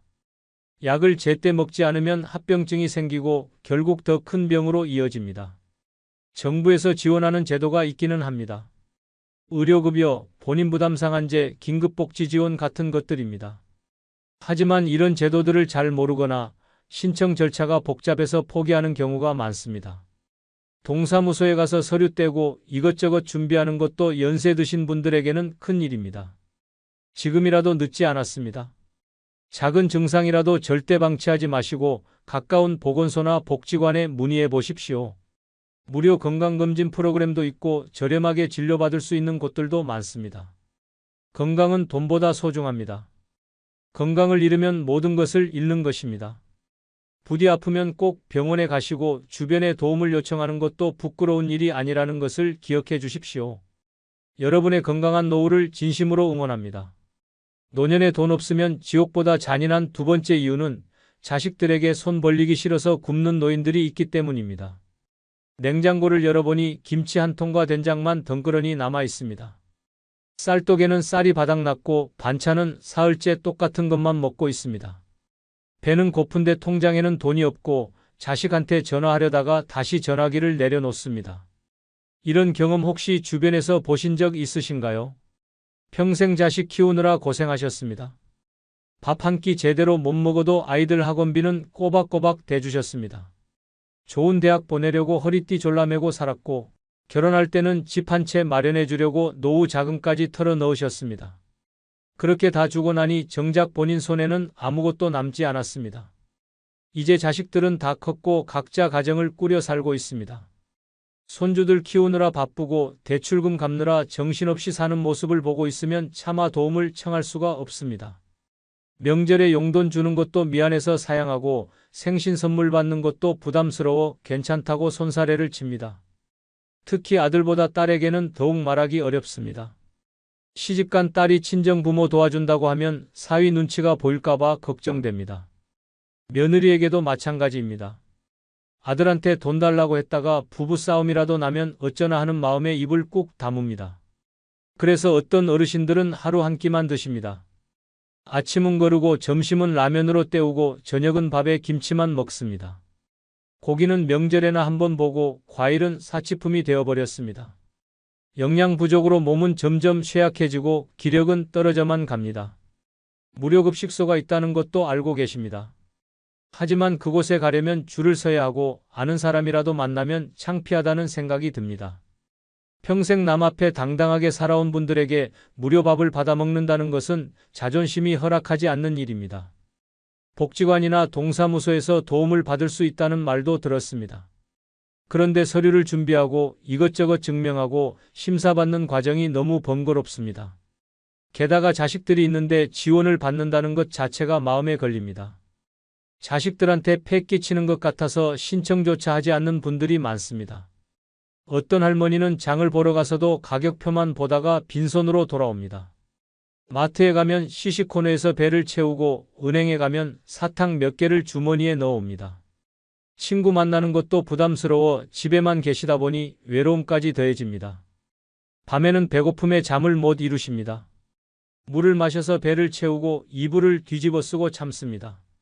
젊었을 때는 한 끼쯤 거르는 게 아무것도 아니었는데 이제는 끼니를 걸을 때마다 온몸이 힘듭니다. 그래도 자식들한테는 괜찮다고 말씀하십니다. 전화 오면 밥 잘 먹고 있다고 건강하다고 거짓말을 합니다. 걱정 끼치기 싫어서 폐가 되기 싫어서 혼자 모든 것을 감당하십니다.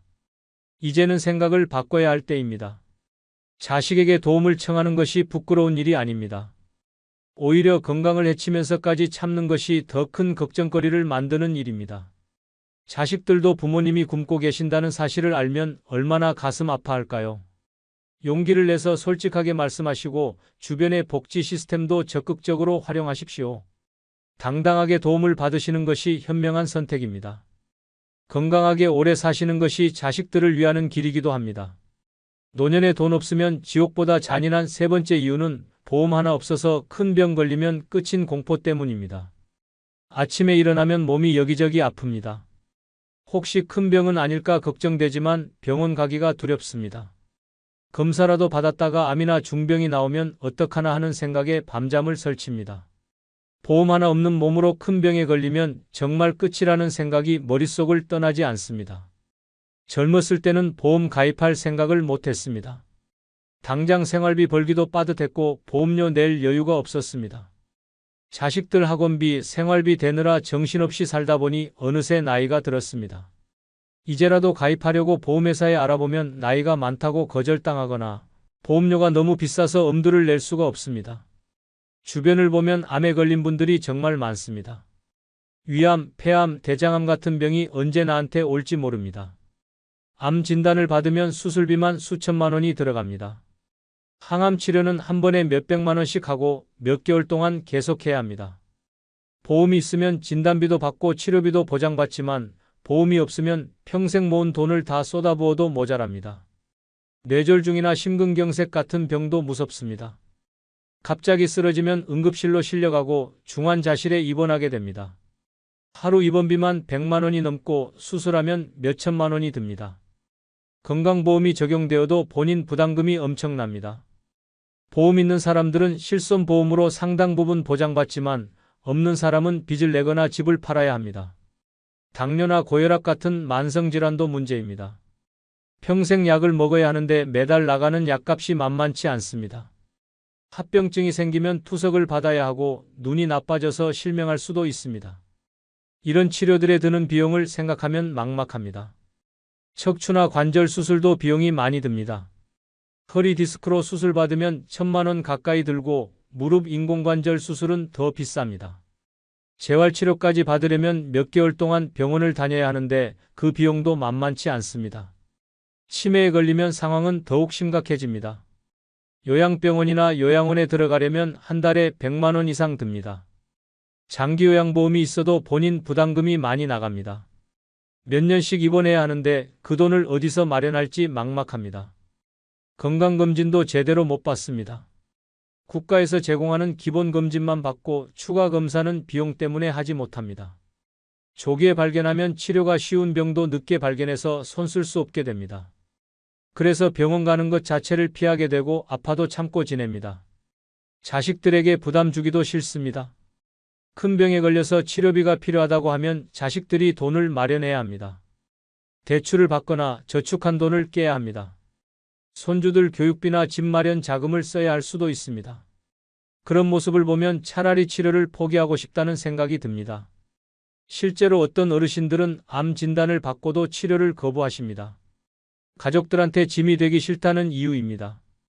수술해봤자 얼마나 더 살겠느냐며 그냥 집에서 지내시겠다고 합니다. 이런 선택을 하는 이유가 돈 때문이라는 게 너무 슬픕니다.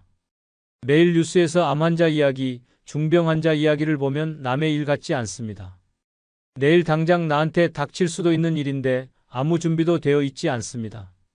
밤에 잠들기 전 이런 생각이 들면 가슴이 답답하고 잠이 오지 않습니다. 건강할 때는 병에 대한 걱정이 크지 않았습니다. 그런데 나이가 들수록 몸이 약해지는 게 느껴지고 주변에 아픈 사람들이 늘어나면서 불안감이 커집니다. 보험 하나 없이 늙어간다는 것이 이렇게 무서운 일인지 이제야 실감합니다. 하지만 아직 늦지 않았습니다. 정부에서 운영하는 의료급여제도나 긴급복지 지원을 알아보십시오. 본인 부담 상한제도 있어서 일정 금액 이상은 국가에서 부담해 줍니다.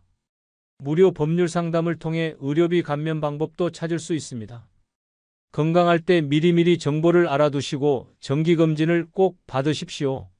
조기 발견이 가장 중요합니다. 걱정만 하지 마시고 적극적으로 도움을 구하시기 바랍니다. 건강하게 오래 사시는 것이 가장 큰 복입니다. 노년에 돈 없으면 지옥보다 잔인한 네 번째 이유는 기초생활수급 탈락해서 더 힘든 생활을 하게 되기 때문입니다. 동사무소에서 받은 통지서를 보는 순간 눈앞이 캄캄해졌습니다. 기초생활수급자 탈락이라는 글자가 보였습니다. 매달 받던 생계급여가 끊기고 의료급여도 없어졌습니다. 어떻게 살아가라는 건지 막막하기만 합니다. 혹시 이런 경험 해보신 적 있으신가요? 기초생활수급자로 선정되려면 소득과 재산이 기준 이하여야 합니다. 그런데 이 기준이 생각보다 너무 빡빡합니다. 월 소득이 몇만 원만 넘어도 탈락하고 자동차가 있어도 안 됩니다. 심지어 자식이 있다는 이유만으로도 신청조차 못하는 경우가 많습니다. 자식들이 부양할 능력이 있다고 판단되면 수급자가 될 수 없습니다. 그런데 실제로는 자식들도 자기 생활하기 바쁩니다. 대출금 갚고 아이들 키우고 생활비 내고 나면 부모님을 도와드릴 여력이 없습니다. 하지만 서류상으로는 소득이 있다고 나오니까 부모님은 수급자에서 탈락합니다. 월세로 사는 집이 있어도 문제입니다. 전세 보증금이 일정 금액 이상이면 재산으로 잡혀서 탈락합니다. 평생 살던 집 한 채가 있어도 마찬가지입니다. 집값이 기준을 넘으면 수급 대상이 아닙니다. 그렇다고 집을 팔고 월세로 이사 가자니 나이 들어서 이사하는 것도 힘들고 살 곳을 옮기는 것도 불안합니다. 은행 통장에 돈이 조금이라도 있으면 안 됩니다. 몇백만 원 정도 모아둔 것도 재산으로 계산되어서 탈락 사유가 됩니다. 그런데 그 돈은 장례비로 모아둔 것이거나 갑자기 아플 때를 대비한 비상금입니다. 그것마저 다 써버리고 나면 정말 아무것도 없는 상태가 됩니다. 수급자였을 때는 그나마 생활이 가능했습니다. 한 달에 받는 생계급여로 쌀도 사고 반찬도 만들고 공과금도 냈습니다. 의료급여 덕분에 병원비 걱정 없이 치료받을 수 있었습니다. 약값도 거의 안 들었고 큰 병원에 가도 부담이 없었습니다. 그런데 탈락하고 나니 모든 것이 달라졌습니다. 생계급여가 끊기니 생활비가 부족합니다. 한 달 연금으로는 월세 내고 나면 남는 게 없습니다. 밥을 먹어야 하는데 돈이 없어서 하루 한 끼로 버팁니다. 반찬은 김치 하나로 일주일을 버티고 고기나 생선은 구경도 못합니다. 의료급여가 없어지니 병원 가는 것이 무섭습니다. 이제는 일반 건강보험으로 바뀌어서 본인 부담금을 내야 합니다. 진찰비, 검사비, 약값을 다 내려면 한 번 병원 가는데 몇만 원씩 듭니다. 아파도 참고 약 먹을 돈이 없어서 병을 키웁니다. 공과금도 부담입니다. 수급자였을 때는 전기료, 수도료, 가스비 등을 감면받았습니다. 그런데 이제는 정상요금을 다 내야 합니다. 여름에는 더워도 에어컨을 못 틀고 겨울에는 추워도 난방을 아껴야 합니다. 전기료 걱정에 밤에는 촛불 켜고 지내기도 합니다. 통신비도 문제입니다. 수급자였을 때는 핸드폰 요금을 할인받았는데 이제는 정상 요금을 내야 합니다. 요금제를 가장 싼 것으로 바꿔도 부담스럽습니다. 그렇다고 전화를 끊을 수도 없습니다. 자식들과 연락할 유일한 수단이고 응급 상황에 필요하기 때문입니다. 교통비 지원도 끊겼습니다. 버스비가 아까워서 먼 거리도 걸어 다닙니다. 무릎이 아파도 참고 걷습니다.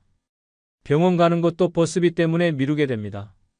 친구 만나러 가는 것도 교통비가 부담되어서 약속을 취소합니다. 문화생활은 꿈도 못 꿉니다. 수급자였을 때는 복지관에서 제공하는 프로그램에 무료로 참여했습니다. 노래교실도 다니고 건강체조도 배우고 친구들도 만났습니다.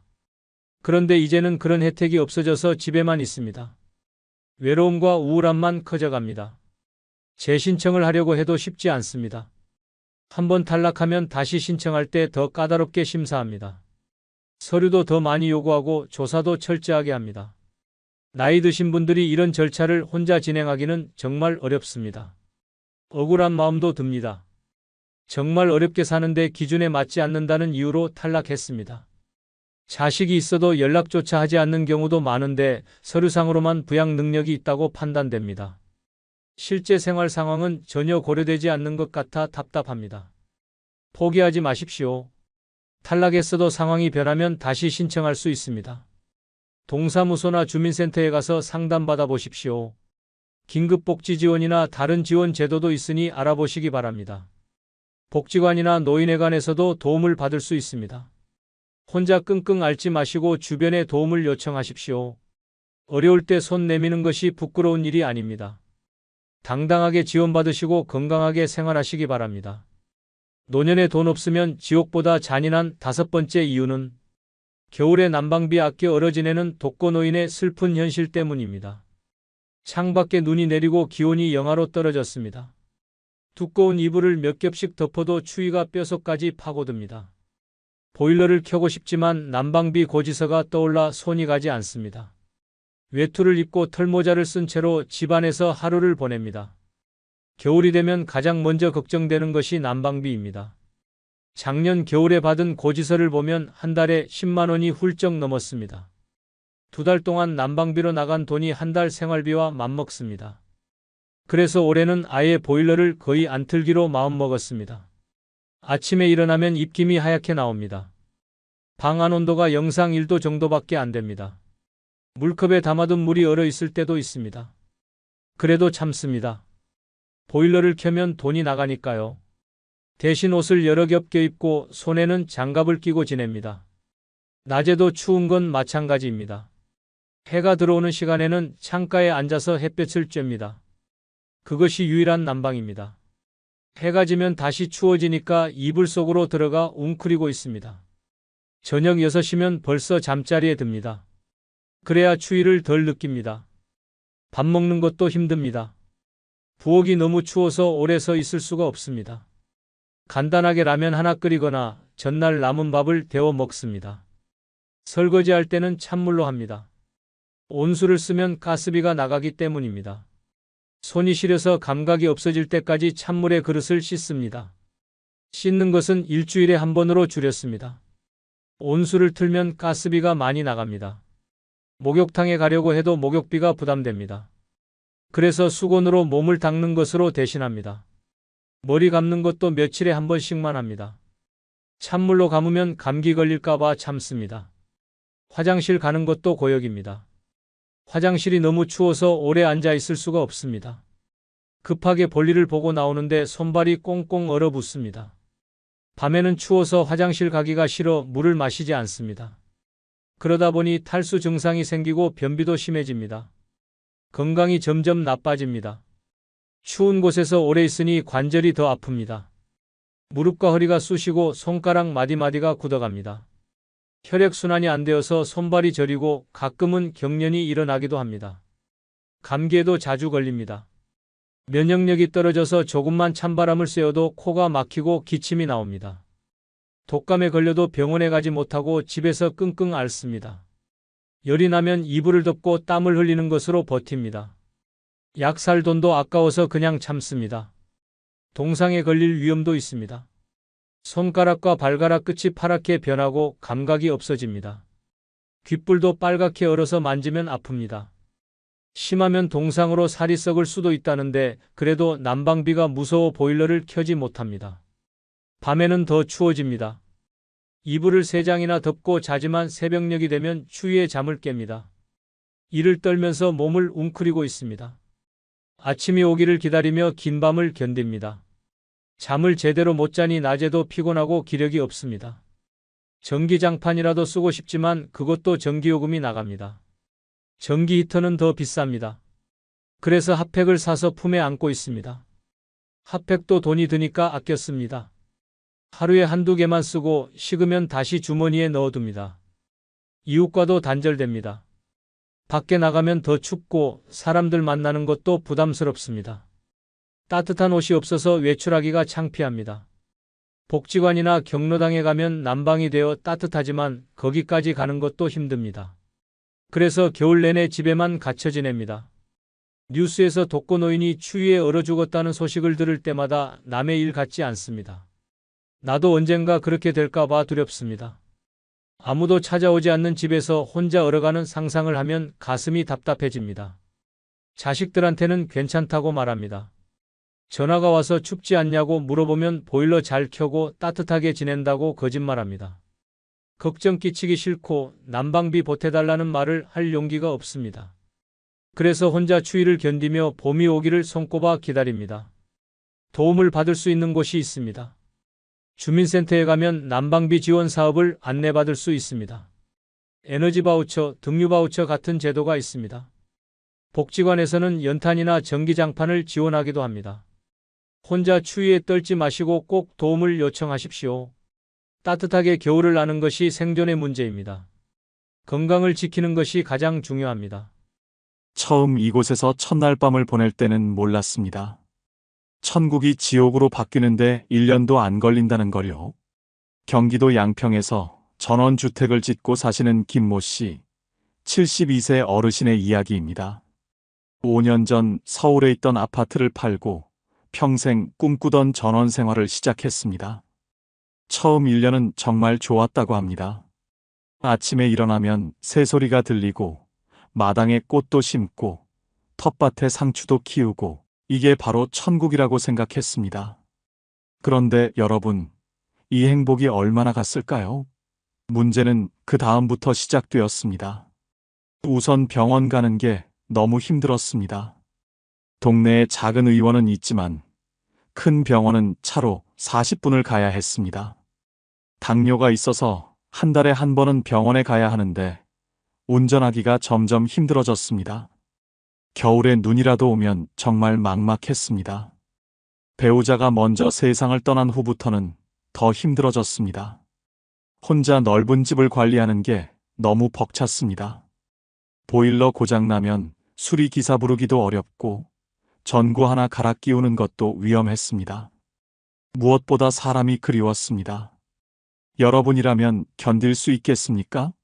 이웃집은 100m 떨어져 있고 동네에 비슷한 또래는 거의 없었습니다. 경로당도 차로 20분 거리였습니다. 하루 종일 말 한마디 안 하는 날이 태반이었습니다. 결국 김 씨는 지금 전원주택을 팔고 다시 도시로 돌아갈 준비를 하고 있습니다. 하지만 집값은 살 때보다 떨어졌고 5년간 쏟아부은 돈과 시간은 돌이킬 수 없습니다. 김 씨는 이렇게 말합니다. 낭만만 보고 현실을 보지 못했다고. 나이 들어서 사는 집은 꿈이 아니라 생존의 문제라고 말입니다. 오늘 이 영상을 끝까지 보시면 절대 후회하지 않을 겁니다. 여러분은 지금 어떤 집에서 사십니까? 나이가 들면서 그 집이 불편해지지는 않습니까? 노후에 어디서 살 것인가는 단순히 집 문제가 아닙니다. 여러분의 건강, 안전, 행복이 모두 달린 문제입니다. 잘못된 선택은 남은 인생을 고통으로 만들 수 있습니다. 하지만 제대로 된 선택은 노년을 천국으로 만들어줍니다. 지금부터 노후에 반드시 살아야 할 집과 장소에 대해 하나하나 알려드리겠습니다. 여러분, 노후에 가장 중요한 것이 무엇인지 아십니까? 바로 병원 접근성입니다. 나이가 들면 병원은 선택이 아니라 필수입니다. 병원 가기 편한 곳에 사는 것. 이게 노후 주거 선택의 첫 번째 조건입니다. 여러분, 지금 살고 계신 곳에서 가까운 종합병원까지 얼마나 걸리십니까? 30분 이상 걸린다면 지금부터 집중하십시오. 60대까지는 괜찮을 수 있습니다. 하지만 70대, 80대가 되면 이야기가 완전히 달라집니다. 갑자기 가슴이 답답하거나 어지러움을 느끼거나 넘어져서 다쳤을 때 병원이 멀다면 정말 위험합니다. 걸어서 10분 거리에 내과, 정형외과, 치과가 있어야 합니다. 버스나 지하철로 20분 안에 종합병원에 갈 수 있어야 합니다. 차가 없어도 운전을 못하게 되어도 병원에 갈 수 있는 곳이어야 합니다. 이게 기본입니다. 약국도 중요합니다. 만성질환이 있으면 매달 약을 타러 가야 합니다. 약국이 멀면 약 타러 가는 것만으로도 하루가 다 갑니다. 집 근처 걸어서 5분 거리에 약국이 있어야 합니다. 단골 약사가 생기면 더 좋습니다. 약을 잘못 먹거나 부작용이 있을 때 바로 상담할 수 있습니다. 응급실도 고려하십시오. 밤에 갑자기 아플 때, 주말에 응급 상황이 생겼을 때 30분 안에 갈 수 있는 응급실이 있어야 합니다. 119를 부르더라도 구급차가 빨리 올 수 있는 곳이어야 합니다. 산골이나 외딴 곳은 응급 상황에 정말 위험합니다. 보건소 위치도 확인하십시오. 보건소에서는 무료나 저렴한 비용으로 기본 검진, 예방접종, 만성질환 관리를 받을 수 있습니다. 걸어서 갈 수 있는 거리에 보건소가 있으면 정말 편합니다. 대중교통으로 병원 가는 길을 미리 확인해 보십시오. 지금은 차로 다니니까 괜찮지만 나중에 운전을 못하게 되면 어떻게 갈 것인지 생각해 보십시오. 버스 정류장이 가까운가요? 지하철역은 있습니까? 계단이 많지는 않습니까? 이런 것들을 꼼꼼히 따져봐야 합니다. 실제로 강남구나 송파구 같은 곳에 노인 인구가 많은 이유가 뭔지 아십니까? 큰 병원들이 많기 때문입니다. 삼성서울병원, 서울아산병원, 강남 세브란스병원 등이 밀집해 있습니다. 의료 인프라가 좋은 곳을 노인들이 선호합니다. 지방 도시라도 상관없습니다. 대신 시내 중심가나 대학병원 근처에 사는 게 좋습니다. 부산이면 서면이나 해운대, 대구면 중구나 수성구, 광주면 동구나 남구처럼 병원이 많은 지역을 선택하십시오. 병원만 가까우면 되는 게 아닙니다. 단골 의사를 만드십시오. 오래 다니면서 내 병력을 잘 아는 의사가 있으면 치료도 훨씬 효과적입니다. 그래서 자주 이사 다니는 것도 좋지 않습니다. 한 곳에 정착해서 단골 병원, 단골 약국을 만드는 게 중요합니다. 요양병원이나 요양원도 미리 알아두십시오. 나중에 거동이 불편해지면 필요할 수 있습니다. 집 근처에 평판 좋은 요양시설이 있는지 확인해 두는 것도 현명한 준비입니다. 건강검진센터도 가까우면 좋습니다. 정기검진을 받으려면 종합검진센터에 가야 하는데 이것도 멀면 검진받기가 귀찮아집니다. 귀찮다고 미루다가 병을 키우는 경우가 많습니다. 치과도 절대 빼놓을 수 없습니다. 나이 들면 치아 문제가 정말 많습니다. 임플란트, 틀니, 잇몸 치료 등으로 치과에 자주 가게 됩니다. 치과가 가까운 곳에 사십시오. 병원 접근성, 이게 노후 주거지 선택의 최우선 조건입니다. 아무리 집이 넓고 좋아도, 아무리 경치가 아름다워도 병원이 멀면 그 집은 노후에 적합하지 않습니다. 여러분은 지금도 운전을 하고 계십니까? 그렇다면 10년 후에도 운전할 수 있을까요? 이 질문에 자신 있게 대답하기 어려우시다면 지금부터 하는 이야기를 꼭 들어보십시오. 운전은 언젠가 그만둬야 합니다. 시력이 나빠지고 반응 속도가 느려지고 판단력이 떨어지면 운전이 위험해집니다. 70대 후반이 되면 대부분 운전을 포기합니다. 그런데 차 없이 살 수 있는 곳에 사십니까? 이게 바로 두 번째 조건입니다. 버스 정류장이 집에서 얼마나 가깝습니까? 걸어서 5분 안에 갈 수 있어야 합니다. 10분 이상 걸으면 비 오는 날이나 추운 겨울에 정말 힘듭니다. 더구나 관절염이 있거나 허리가 아프면 버스 정류장까지 가는 것도 큰 일입니다. 버스 배차 간격도 중요합니다. 30분에 한 대씩 오는 버스를 기다리며 서 있을 수 있겠습니까? 10분 간격으로 오는 버스 노선이 있는 곳이어야 합니다. 버스를 놓쳐도 금방 다음 버스가 오는 곳, 그런 곳에 사셔야 합니다. 지하철역은 더 좋습니다. 지하철역이 도보 10분 거리에 있다면 정말 이상적입니다. 지하철은 정확하고 빠릅니다.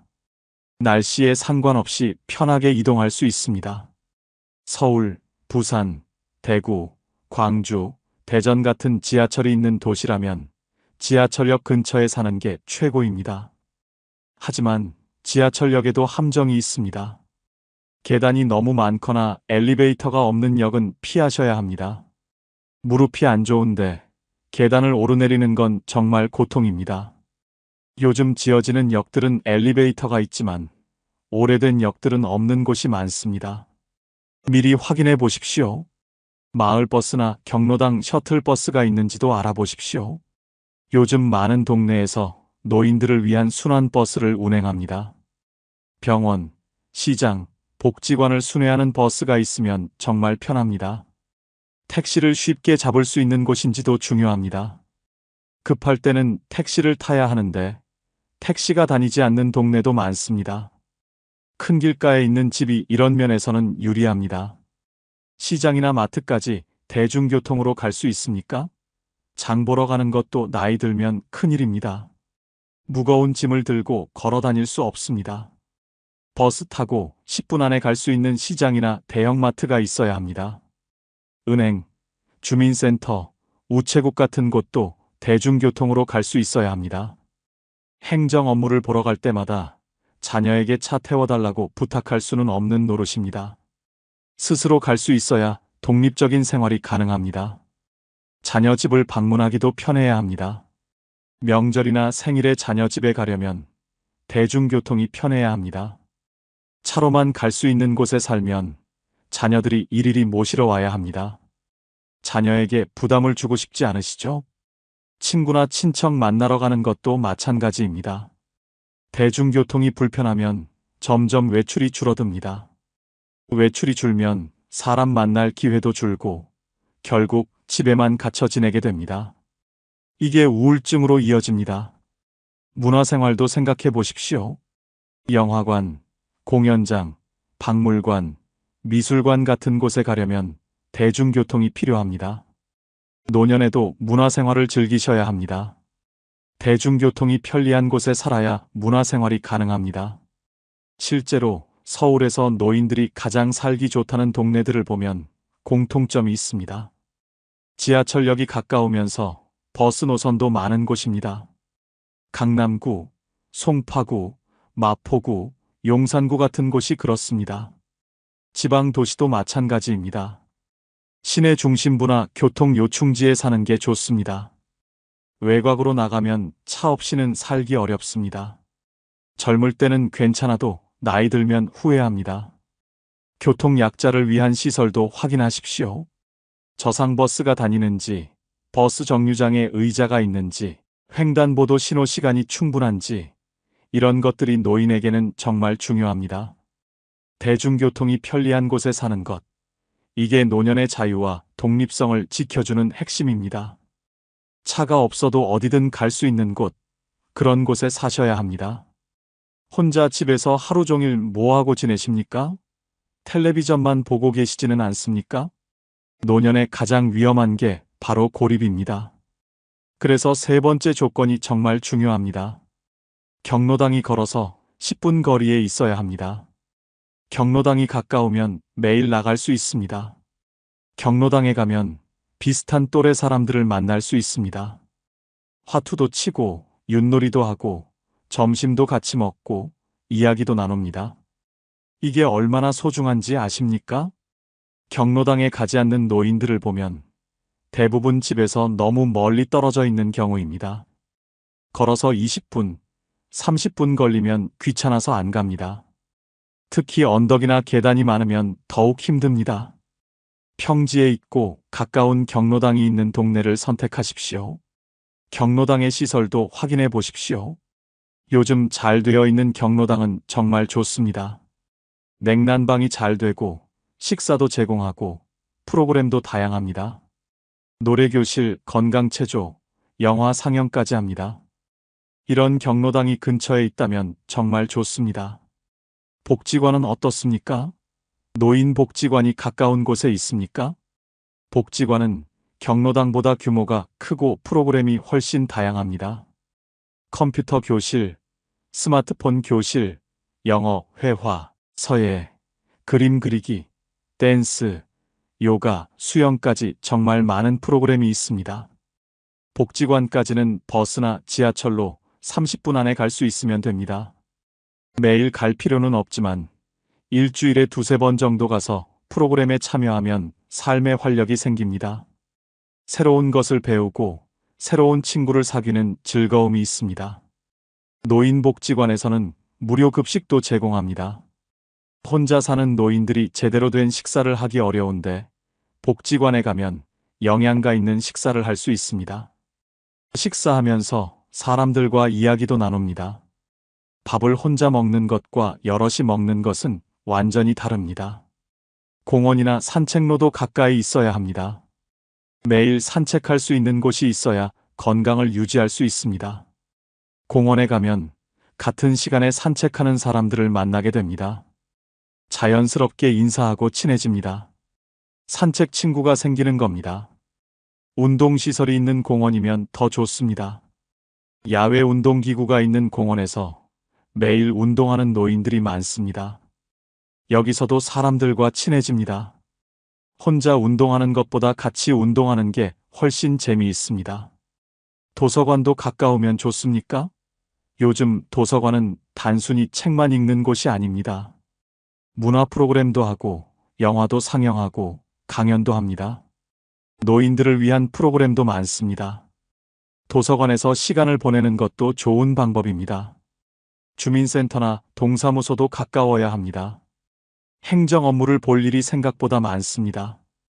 주민센터에서는 각종 복지 혜택도 안내해주고 노인 일자리 사업도 연결해줍니다. 자주 들러서 정보를 얻으십시오. 시장이 가까운 것도 중요합니다. 전통시장에 가면 사람 사는 냄새가 납니다. 아는 상인들과 인사하고 흥정도 하고 덤도 받고 이런 게 다 즐거움입니다. 대형마트보다 전통시장이 노인들에게는 더 좋습니다. 여러분이 사는 동네에 노인들이 많습니까? 노인 인구가 많은 동네는 노인을 위한 시설과 프로그램이 잘 되어 있습니다. 자치구에서도 노인 복지에 신경을 많이 씁니다. 반대로 젊은 사람들만 사는 신도시 같은 곳은 노인 시설이 부족합니다. 동네 카페나 식당도 중요합니다. 혼자 가서 커피 한 잔 마시거나 밥 한 끼 먹을 수 있는 편한 곳이 있어야 합니다. 단골 카페, 단골 식당이 생기면 그곳 주인이나 직원들과도 친해집니다. 이것도 사회적 관계의 일부입니다. 문화센터나 평생교육원도 알아보십시오. 배울 게 많은 곳에 사는 게 좋습니다. 배움은 나이와 상관없습니다. 새로운 것을 배우면 뇌도 건강해지고 삶의 의욕도 생깁니다. 종교시설도 생각해 보십시오. 교회, 성당, 절 등 본인의 종교시설이 가까우면 좋습니다. 정기적으로 나가면서 신앙 공동체와 연결될 수 있습니다. 종교 활동도 중요한 사회 활동입니다. 사람들과 어울릴 수 있는 곳이 많은 동네, 갈 곳이 많은 동네, 할 일이 많은 동네에 사십시오. 그래야 외롭지 않습니다. 고립되지 않는 삶, 이게 건강한 노년의 비결입니다. 지금 몇 층에 사십니까? 계단 오르내리는 게 힘들지 않으십니까? 이 질문에 조금이라도 힘들다고 느끼신다면 지금부터 하는 이야기가 정말 중요합니다. 빌라나 다세대 주택 3층, 4층에 사시는 분들 많으십니다. 젊을 때는 괜찮았습니다. 계단 오르는 게 운동이라고 생각했습니다. 하지만 70대가 넘어가면 이야기가 완전히 달라집니다. 무릎이 아프고 허리가 아프고 숨이 차서 계단 오르는 게 정말 힘듭니다. 엘리베이터가 없는 집에 사는 노인들은 외출을 점점 꺼립니다. 나갔다가 돌아올 때 계단을 올라야 한다는 생각에 집에만 있게 됩니다. 장 보러 가는 것도 큰일입니다. 무거운 짐을 들고 계단을 오를 수 없습니다. 외출이 줄면 건강도 나빠지고 우울증도 옵니다. 엘리베이터가 있는 아파트에 사셔야 합니다. 이게 노후 주거의 기본입니다. 엘리베이터가 있으면 휠체어를 타게 되어도 외출할 수 있습니다. 워커를 사용해도 괜찮습니다. 무거운 짐을 들고 와도 문제 없습니다. 그런데 아파트라고 다 좋은 게 아닙니다. 몇 층에 사는지가 중요합니다. 고층 아파트 15층, 20층에 사시는 분들 계십니까? 엘리베이터 고장나면 어떻게 하십니까? 실제로 엘리베이터 고장으로 고층에 갇혀 고생한 노인들이 많습니다. 저층이 좋습니다. 3층에서 7층 사이가 이상적입니다. 1층이나 2층은 습하고 소음이 있을 수 있지만 3층부터 7층은 쾌적하면서도 비상시 대피가 가능합니다. 만약 화재나 지진 같은 비상 상황이 생기면 어떻게 하겠습니까? 고층에서는 대피가 정말 어렵습니다.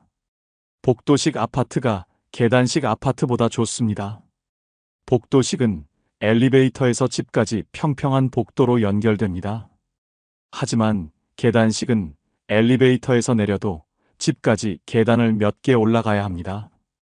이 작은 차이가 나이 들면 큰 차이가 됩니다. 화장실 구조도 중요합니다. 욕조보다는 샤워부스가 좋습니다. 욕조는 들어가고 나오기가 위험합니다. 미끄러져 넘어질 수 있습니다. 샤워부스에 손잡이가 있으면 더욱 좋습니다. 화장실 바닥은 미끄럽지 않은 타일인지 확인하십시오. 방이 몇 개 필요하십니까? 혼자 산다면 큰 집은 필요 없습니다. 오히려 관리하기 힘듭니다. 청소할 공간이 많으면 체력적으로 부담됩니다. 방 2개짜리 작은 아파트가 적당합니다. 관리비도 적게 나옵니다. 거실과 방 사이에 단차가 있습니까? 바닥이 평평해야 합니다. 조금이라도 턱이 있으면 걸려 넘어질 수 있습니다. 집안 구조가 최대한 평평하고 단순한 게 좋습니다. 문턱도 없는 평평한 구조가 안전합니다. 단지 내에 경로당이나 커뮤니티 시설이 있습니까? 큰 아파트 단지는 단지 내에 경로당이나 노인정이 있습니다. 단지를 나가지 않고도 이웃 어르신들을 만날 수 있습니다. 정말 편리합니다. 단지 내 산책로도 있으면 더욱 좋습니다. 경비실이 24시간 운영되는지도 확인하십시오. 혼자 사는 노인에게는 보안이 중요합니다. 경비원이 항상 있으면 안심이 됩니다.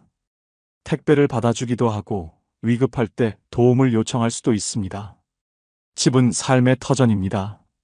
나이 들수록 집에서 보내는 시간이 많아집니다. 안전하고 편리한 집에서 사는 것. 이게 노년의 삶의 질을 결정합니다. 엘리베이터 있는 저층 아파트. 이게 노후의 최적 주거 형태입니다. 자녀 집과 얼마나 떨어져 사십니까? 너무 가깝습니까? 아니면 너무 멉니까? 이 거리가 노후 생활의 질을 크게 좌우합니다. 자녀와의 적절한 거리. 이게 5번째 조건입니다. 자녀와 같은 집에 사는 건 어떻습니까?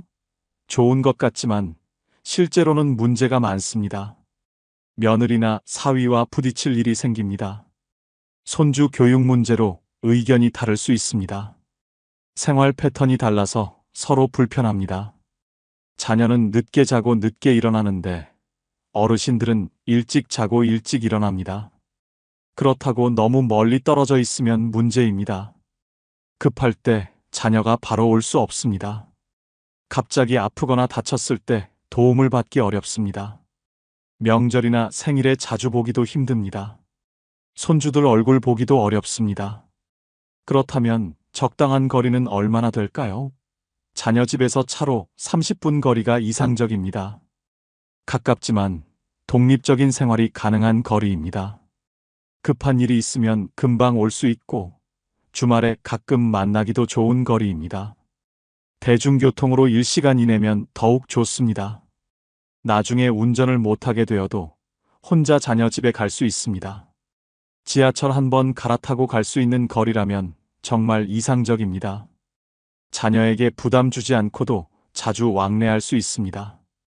같은 생활권에 사는 게 좋습니다. 같은 시내, 같은 구 정도면 적당합니다. 너무 멀리 떨어진 다른 도시에 사는 건 좋지 않습니다. 부산에 사는 자녀가 서울에 사는 부모를 자주 보기는 어렵습니다. 자녀가 여러 명이라면 어떻게 해야 할까요? 모든 자녀 집 중간쯤에 사는 게 좋습니다. 한 자녀에게만 가까우면 다른 자녀들이 소외감을 느낄 수 있습니다. 모두에게 비슷한 거리에 있으면 공평합니다.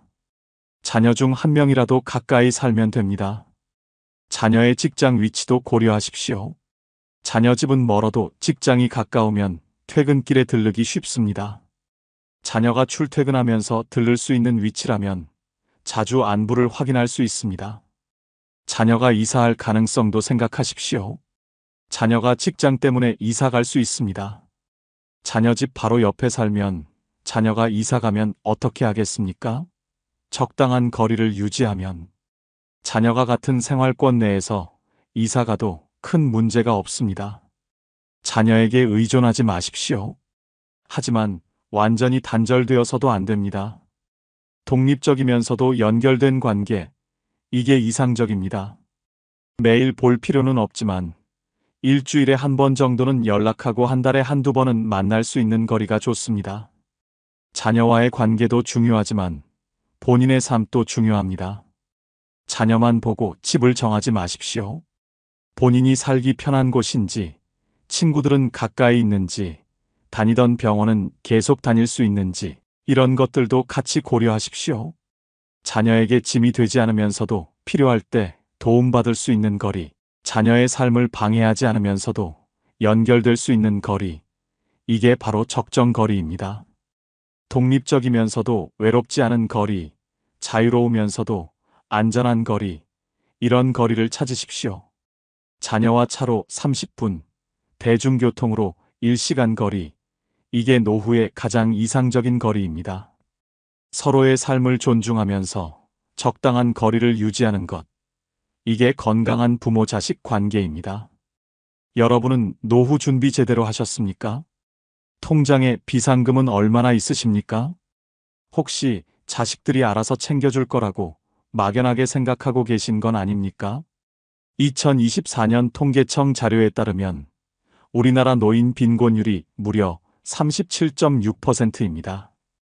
65세 이상 어르신 10명 중 4명이 빈곤 상태로 살고 있다는 뜻입니다.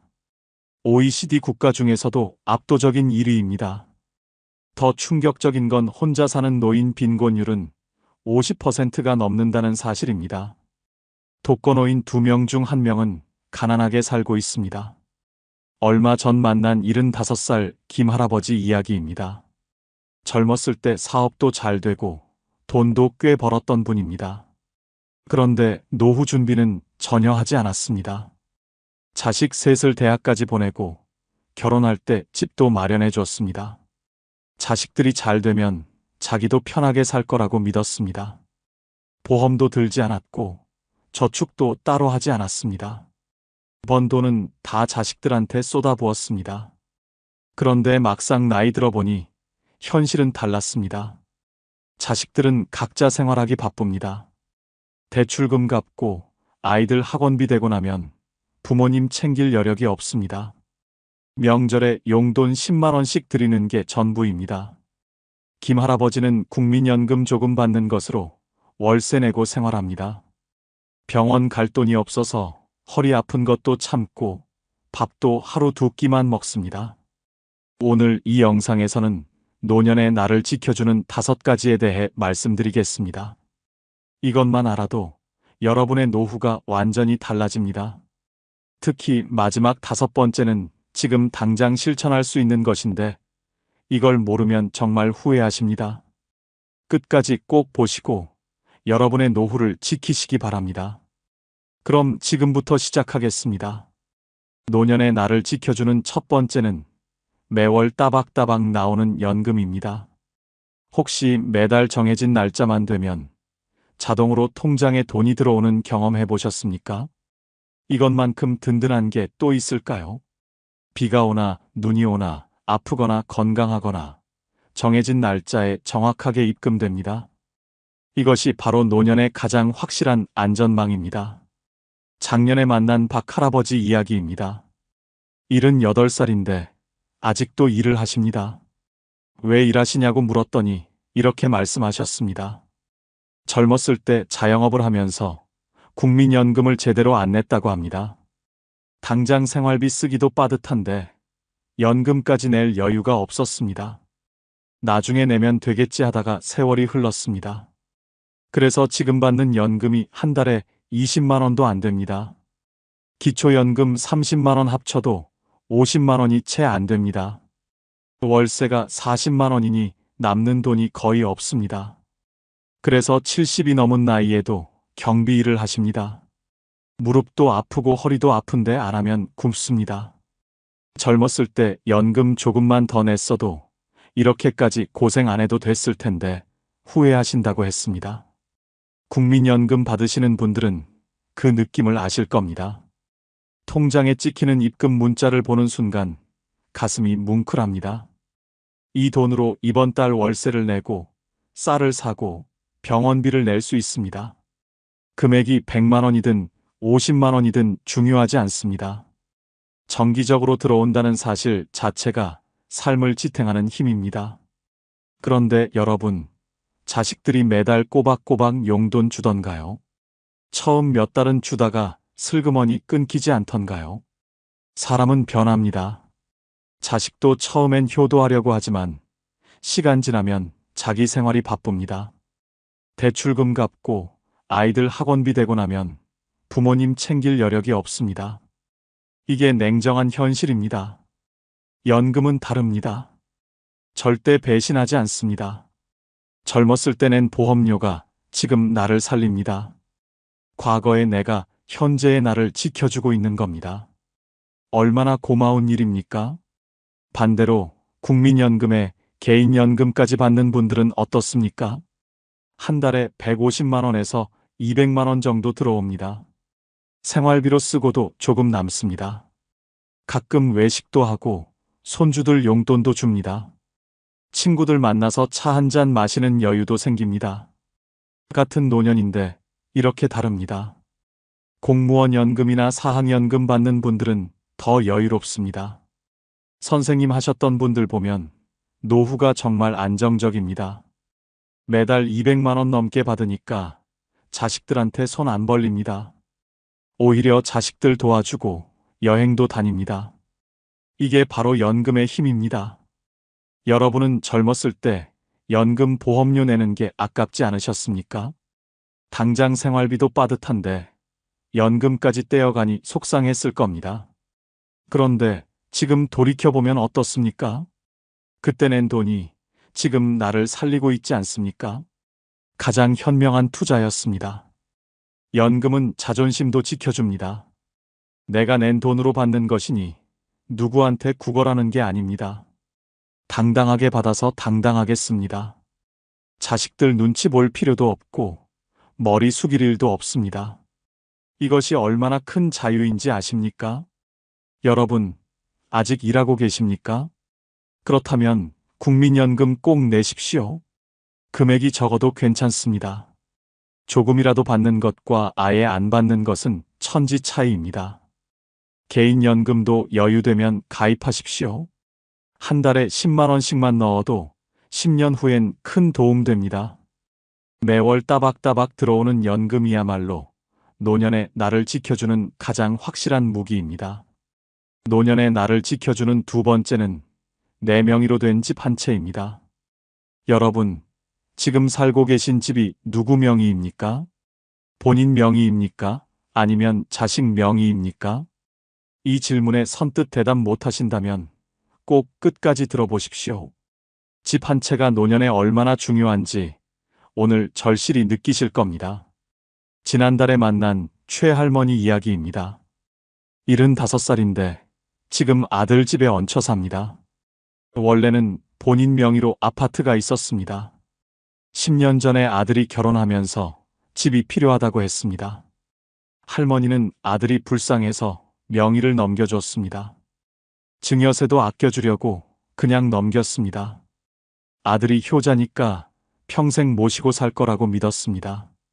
처음 몇 년은 괜찮았습니다. 그런데 며느리와 관계가 점점 나빠졌습니다. 손주들이 시끄럽다고 잔소리하면 며느리 표정이 안 좋아졌습니다. 결국 작년에 아들이 그 집을 팔아버렸습니다. 할머니한테 동의도 안 구했습니다. 새 집을 샀는데 방이 부족하다며 할머니를 요양원에 보내려고 합니다. 평생 모은 집을 아들한테 줬는데 이제는 갈 곳이 없습니다. 그때 명의를 안 넘겼으면 지금도 내 집에서 당당하게 살았을 텐데 후회해도 소용없습니다. 내 명의로 된 집이 있다는 것. 이것은 단순히 잠잘 곳이 있다는 의미가 아닙니다. 이것은 생존의 문제입니다. 월세 걱정 없이 살 수 있다는 것만으로도 노년이 완전히 달라집니다. 매달 50만 원, 60만 원씩 나가는 월세가 없으면 그 돈으로 밥 먹고 약 사고 병원 갈 수 있습니다. 주변에 월세 사는 어르신들 보셨습니까? 매달 월세 날짜만 되면 가슴이 철렁합니다. 연금 들어오면 제일 먼저 월세부터 냅니다. 그러고 나면 남는 돈이 없습니다. 밥 한 끼 먹는 것도 계산하고 전기료 아끼려고 불도 못 켭니다. 이게 월세 사는 노년의 현실입니다. 반대로 내 집이 있는 분들은 어떻습니까? 관리비만 내면 됩니다. 연금으로 관리비 내고 공과금 내고 나면 생활비가 남습니다. 이 차이가 얼마나 큰지 아십니까? 한 달에 50만 원 차이가 1년이면 600만 원입니다. 이 돈이면 병원도 다니고 약도 사고 여행도 갑니다. 그런데 더 중요한 게 있습니다. 혹시 집주인한테 쫓겨난 어르신 이야기 들어보셨습니까? 집주인이 집을 팔겠다고 나가라 합니다. 나이 많은 어르신이 갈 곳이 어디 있습니까? 새로운 집 구하기도 어렵고 보증금 마련하기도 힘듭니다. 이사 가는 것도 큰일입니다. 이런 불안감 속에서 하루하루를 삽니다. 내 집이 있으면 이런 걱정이 없습니다. 아무도 나를 내쫓지 못합니다. 평생 이 집에서 살 수 있습니다. 이것이 주는 심리적 안정감은 돈으로 환산할 수 없습니다. 밤에 잠잘 때도 편안하고 미래에 대한 불안도 줄어듭니다. 집은 또 하나의 연금입니다. 영목이지라고 들어보셨습니까? 집을 담보로 매달 연금처럼 돈을 받는 제도입니다. 집값이 3억 원이면 한 달에 100만 원 넘게 받을 수 있습니다. 죽을 때까지 받고 집에서 계속 살 수 있습니다. 이게 가능한 이유가 뭡니까? 4명의 집이 있기 때문입니다. 여러분, 젊었을 때 집 한 채 마련하셨습니까? 아니면 자식 명의로 해버리셨습니까? 자식들 세금 아끼려고 명의를 넘긴 분들 많습니다. 그런데 나중에 어떻게 됩니까? 자식들이 그 집을 팔아버립니다. 부모한테 동의도 안 구하고 처분합니다. 그러면 갈 곳이 없어집니다.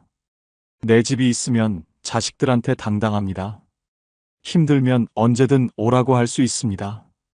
손주들 봐주고 밥도 해주고 명절에 모이는 장소도 제공합니다. 이것이 어르신의 자존심을 지켜줍니다. 대접받는 어른으로 살 수 있습니다. 이미 집이 있는 분들은 절대 자식 명의로 넘기지 마십시오. 증여세 아끼려다 평생 모은 재산을 날립니다. 죽을 때까지 본인 명의로 갖고 계십시오.